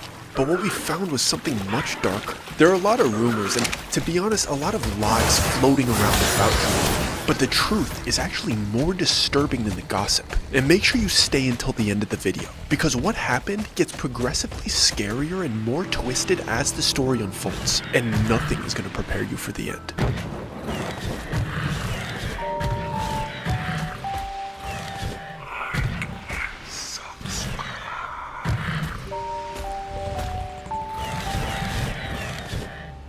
The state of Arizona shouldn't even exist. It barely makes any sense. One stretch of it is a cracked desert floor baking at 120 degrees, and the next stretch of it is a pine tree covered mountain covered in snow. There's weather anomalies everywhere. Lightning strikes without rain. Rivers appear and disappear like flash floods and droughts. Entire towns cling to cliffs. And dust storms roll in like walls of war. What do they call them? A haboob? When you get here, you realize that time feels slower here. The sky almost seems too big. The silence when you get a little bit away from the city, the silence is almost loud. It's not just the heat that gets to you. It's the feeling that the land is watching. Like it remembers what came before you, what came before the people that settled there. It's like it knows that we couldn't survive here without the help of air conditioning and misters. There's something terrifyingly formidable about Arizona, and that's why we chose to explore it. Everything about this place has a sharp edge to it. You could feel the undertone of the old Wild West in the architecture and the brutal landscapes. In some places you visit around here, you could sense the remnants of gold fever and the culture of lawlessness. And in a lot of ways, it still feels like the Wild West, especially when you visit somewhere like Jerome. So anyway, Jess and I were on a little road trip from Phoenix to Sedona. It's about a 2-hour drive, but once you're about an hour and a half into the trip, you have the option to take a quick detour to this town called Jerome. And Jerome, Arizona is an old mining town. It used to be packed with workers and business owners. It was thriving in like the 1920s, 1930s. I'm pretty sure they mined copper there, but just like any other mine, it eventually dried up. And I'm not sure if you know this, but when a mine dries up, so does the town. There's no ore in the ground, which means there's no money coming in, which means the businesses leave, the money leaves. I was arrested on 3 separate occasions. All of them were alleged DUIs. All 3 of those put you into a high stress, high anxiety type situation. Not really sure where to go, where to turn to. So I reached out to Mahar's office. Mr. Mahar's expertise in DUI helped to facilitate the outcome that I was looking for. That saved my life because I'm in medical school. That really would have put a damper on things for me. For me, if I had any issues in the future, I would definitely reach out to them immediately. I put curing hepatitis C on my today list. Epclusa treats all types of chronic hepatitis C with a 98 leaves, so the people have to leave. And you end up with a complete ghost town with a miniature population. At Jerome's peak, it had about 15,000 residents. In the 1920s, absolutely booming. Money coming in, people moving in. 1930s, people started getting a little bit worried. And by 1953, there were only 50 residents left. Not 5,000, not 500, literally 50 people living in a town that was built for 15,000. And on top of that, this place wasn't only hanging on by a thread, it was also hanging off the side of a cliff. As the mountain eroded over time, buildings started decaying. Every year, all of the buildings moved like 3/4 of an inch off of the cliff. And the craziest part about those buildings that are partially standing is that legally, you're not allowed to repair them. The entire town is built on unstable ground. So to get permits to rebuild or reconstruct or renovate, it's borderline impossible. But then on the other hand, you technically can't bulldoze them so they're flat and gone because they're historical sites. So half of the town is stuck in this limbo between preservation and collapse. So now, present day, there's about 460 people that live there, 460 locals, and they are forced to watch their town slowly fall off a cliff. And with absolute certainty, eventually, that entire town is going to slide off that cliff. But it hadn't fallen off the cliff yet, so we had to check it out before it did. And like I said, this trip to Jerome was a quick detour while we were on our way to Sedona. Our plan was to go investigate the Sedona vortexes, which is a story for a different time. But we knew that if we were driving past Jerome, if we were in the general vicinity, we had to go check it out. We didn't really plan it ahead, so we did a quick Google search as we were driving up to it on what we were planning to see. And we were gonna stop for food as well. There's a place there, the Haunted Hamburger. We're like, oh, that's a quick and easy one. But the one place that we really wanted to visit, the only thing on the Google search that caught our attention that we're like, all right,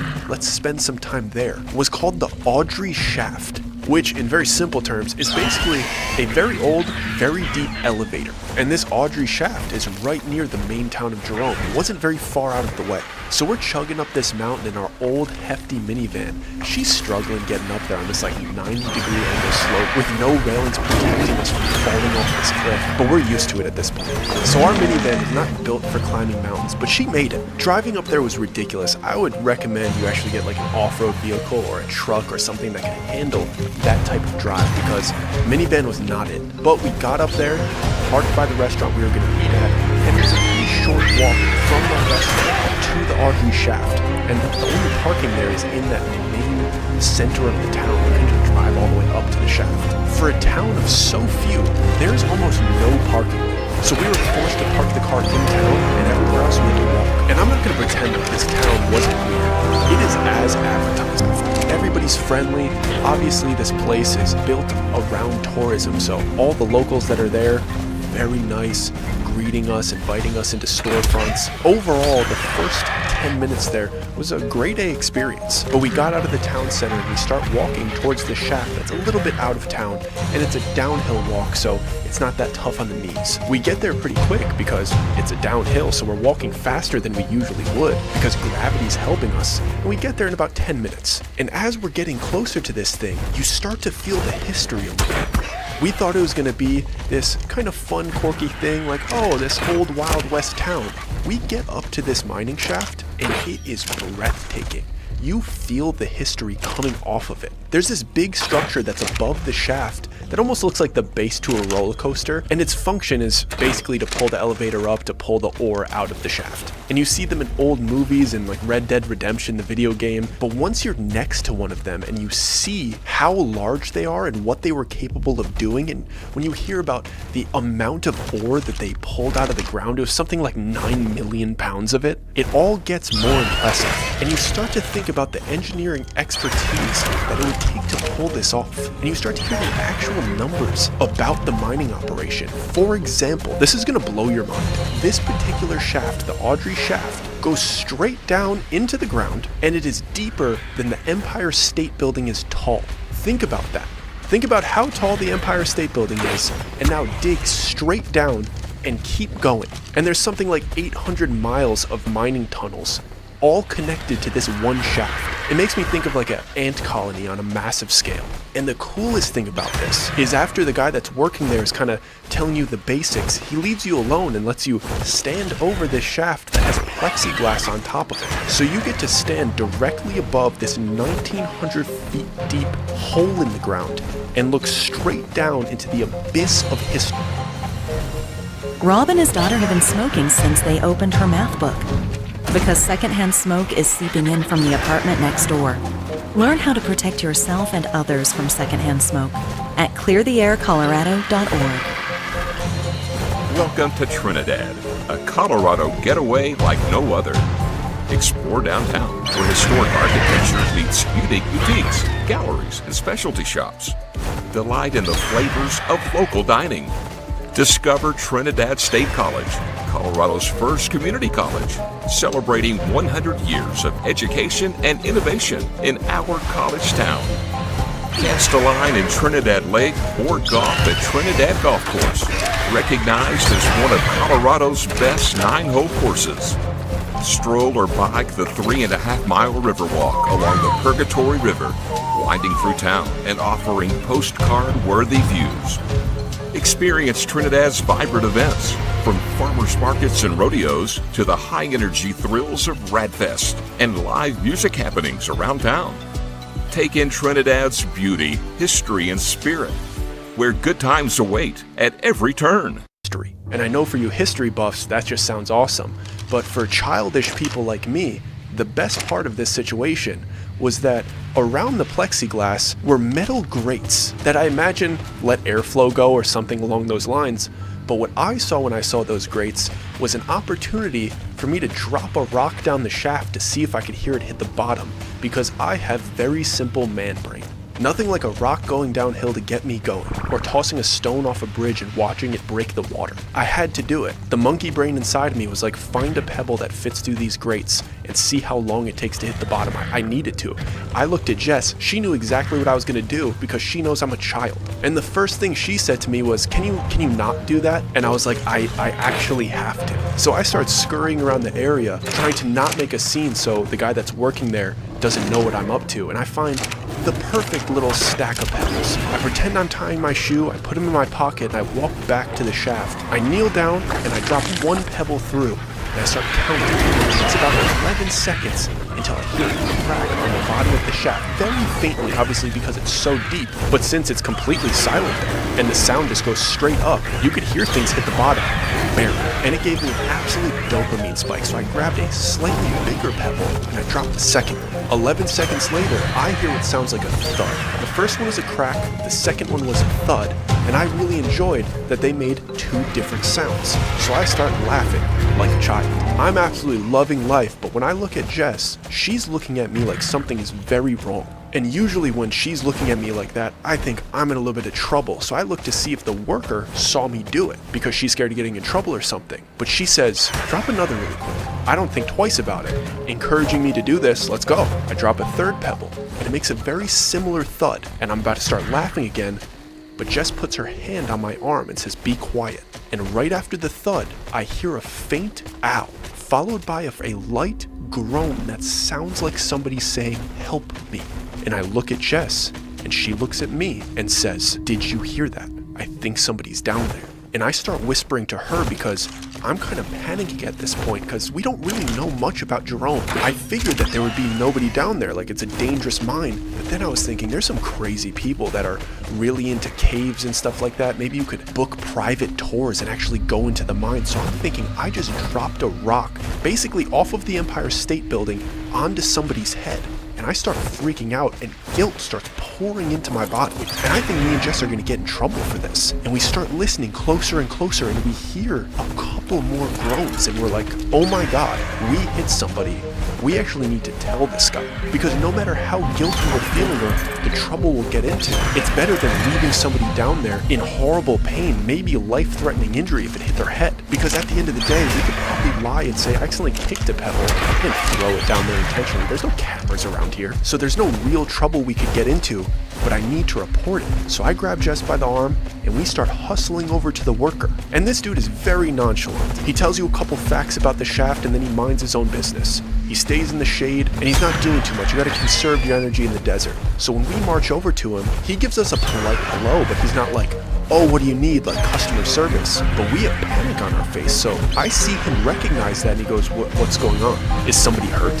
And I don't know what else to say to this dude other than, do you guys do tours in the mining shafts? Like, do people go down there? And he starts laughing. He's like, no, it's way too dangerous. Nobody goes down there. They collapse all the time. And I'm dead serious. And I'm like, not even for high-paying customers that want private tours. Like, there's no chance anybody's down there because, to be honest, man, I think we hear somebody. And he gives me another big smile. And this man says to me, a lot of people hear a lot of things around here. And I'm like, dude, you don't get it. And I immediately lie. And I'm like, I kicked a rock through the grate and I think it hit somebody. I hear somebody asking for help. And this man is unfazed. And he just goes, guys, don't worry, nobody's down there. And Jess cuts him off because she heard it initially. And she is more convinced than I was because I was kind of in denial. And she says, I heard someone, they're calling for help. And he looks at her and brushes it off and says, no one's calling for help, sweetie. And my initial reaction is, don't call her sweetie. But I'm not going to say that and start a confrontation. So I follow up with, I'm pretty sure we heard something, man, are you sure? And he ends the conversation by saying, that's not going to be the weirdest thing you hear around here. I promise there's nobody down there. And then he starts writing on a clipboard as if he's kind of signing out, as if maybe this is the end of his shift. And he hangs the clipboard back up and walks away as if my job here today is done. And he flips the little sign right outside of the small exhibit that they made from open to close. and he just starts walking into town without saying goodbye or anything like that. And he's not even walking fast, he's not trying to avoid us. His work was done and he simply left. So we didn't know if we were allowed to linger there, so we stood over the shaft Real for quick, a couple I'ma need extra minutes and we stopped hearing the groans. where you and at? then we started to think maybe we shouldn't linger here because it's technically closed. I got two Like, we're not trying to get in RGs over trouble there. in the middle of nowhere. Plus, we were getting very hungry. fuck We had been going on? driving What for is an hour this? and a half. Hey, So where we you at? walked back to the restaurant that we had parked in front of, which was now an uphill I can't- walk, which okay. made us Hey, even say hungrier. something, bro. Where So you we at? get there, and the place is a little bit more lively Hey, than I expected. pick up I wasn't sure if it was your all RG real visitors quick or if and, it was a fly me mixture over there of to your locals trap. and I got 'em tourists, both at but the trap. everybody was having a good time. The food was pretty decent. Tables were talking to each other. People were bringing us into conversation. It was almost...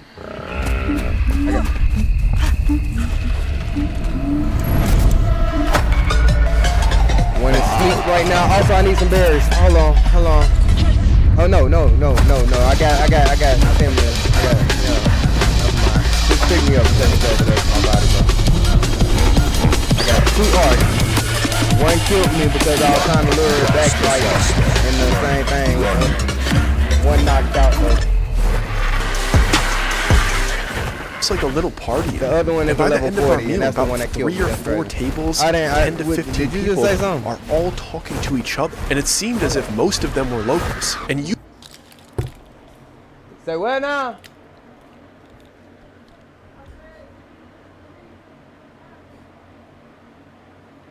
I still can't hear nothing you saying. Hold on. This is why I say get on Discord, bro, so you can just get on the phone with me. I can hear you and you can hear me through the mic. You can just talk normal.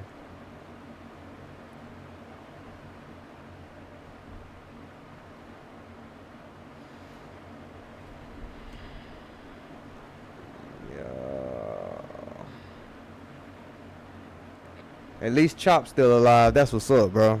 Chill. I gotta actually do something about Chop though, cause I don't think I got him set for the right thing. He need to be set for defend himself. He on passive. That bird would have fucked him up. Appreciate you. Where my body? Yeah.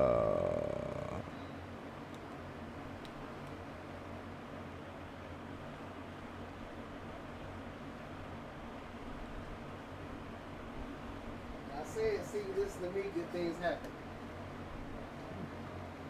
I gotta have another one though. I want the other RG to come back. I want him to fly back in here too. Can't make another one because people build over there. I only can make one. No. What? I want to trap him in the same trap. Oh. I did. I had both of them in here, but I couldn't run around there fast enough before they turned around. Don't do that. What? Since you, I think you can. I already did. Think you can hit that one. No, I ain't gonna hit it. No, I don't think he can hit the other one. Hit that one because it's not yours yet. So I don't think he can hit his own kind. No, he can't. Okay, I already did You it. can knock him out then. Yeah. Yeah. I've got your walls built and stuff. I'm not your walls, but your I got your taming pen. Not your taming pen. Fuck. I mean your pen built for your tames. I gotta go to your base and stick them on. I gotta put them in the ground. Oh, okay. And I gotta build your. I'm about to build you some giant ass walls to go in your base. Say Right? less. Say less. Yep. I'm about to hook you up.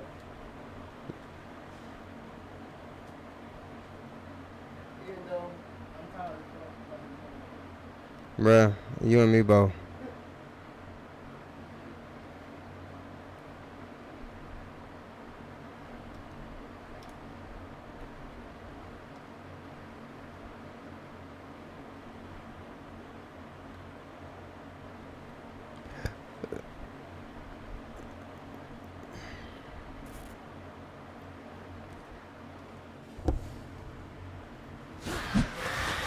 All right. Yeah, I want you too. Come here.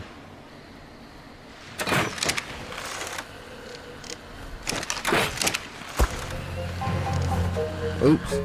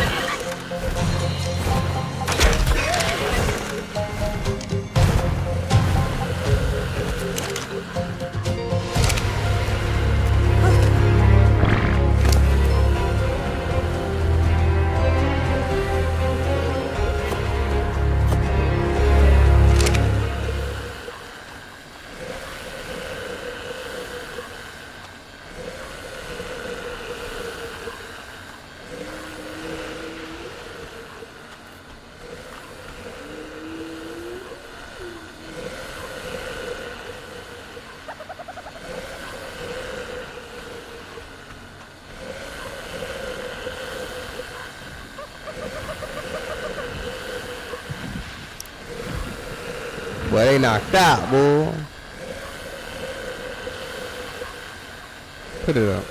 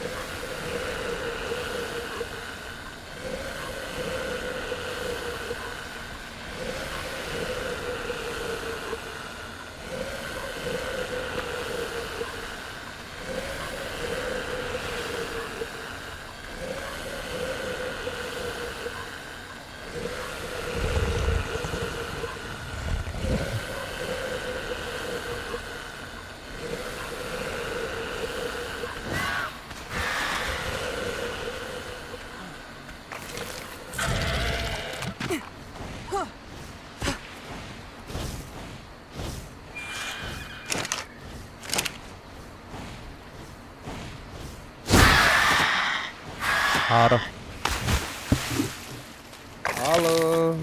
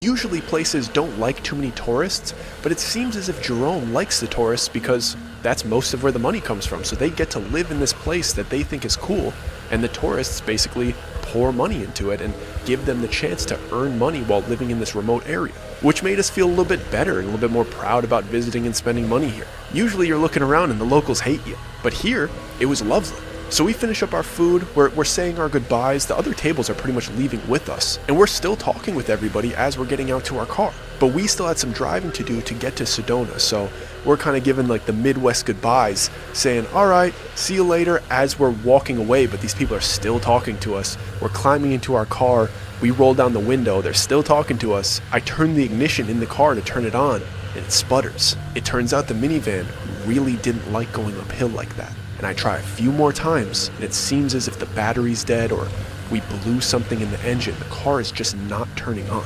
And luckily, these lovely people that we just met are hearing the car sputter and make weird sounds. And one of the really friendly dudes that was kind of leading the conversation the entire time calls into the window and he's like, happens all the time, buddy, I'll get you taken care of. I'll get you the local discount. And I'm kind of embarrassed. There's something embarrassing about being on a road trip in a place that isn't your home and your car not working. You feel vulnerable. You feel kind of like a liability. You don't want to be somebody else's problem. So I'm awkwardly like, no, she's going to turn on. It's okay. But he has his head basically sticking through the window at this point. He's like, it happens constantly. Let me help you. Just hop out of the car. And about the 5th time it sputters, I'm thinking, I don't want to damage the engine any further. I don't want to flood it. I don't know what this could do. Absolutely.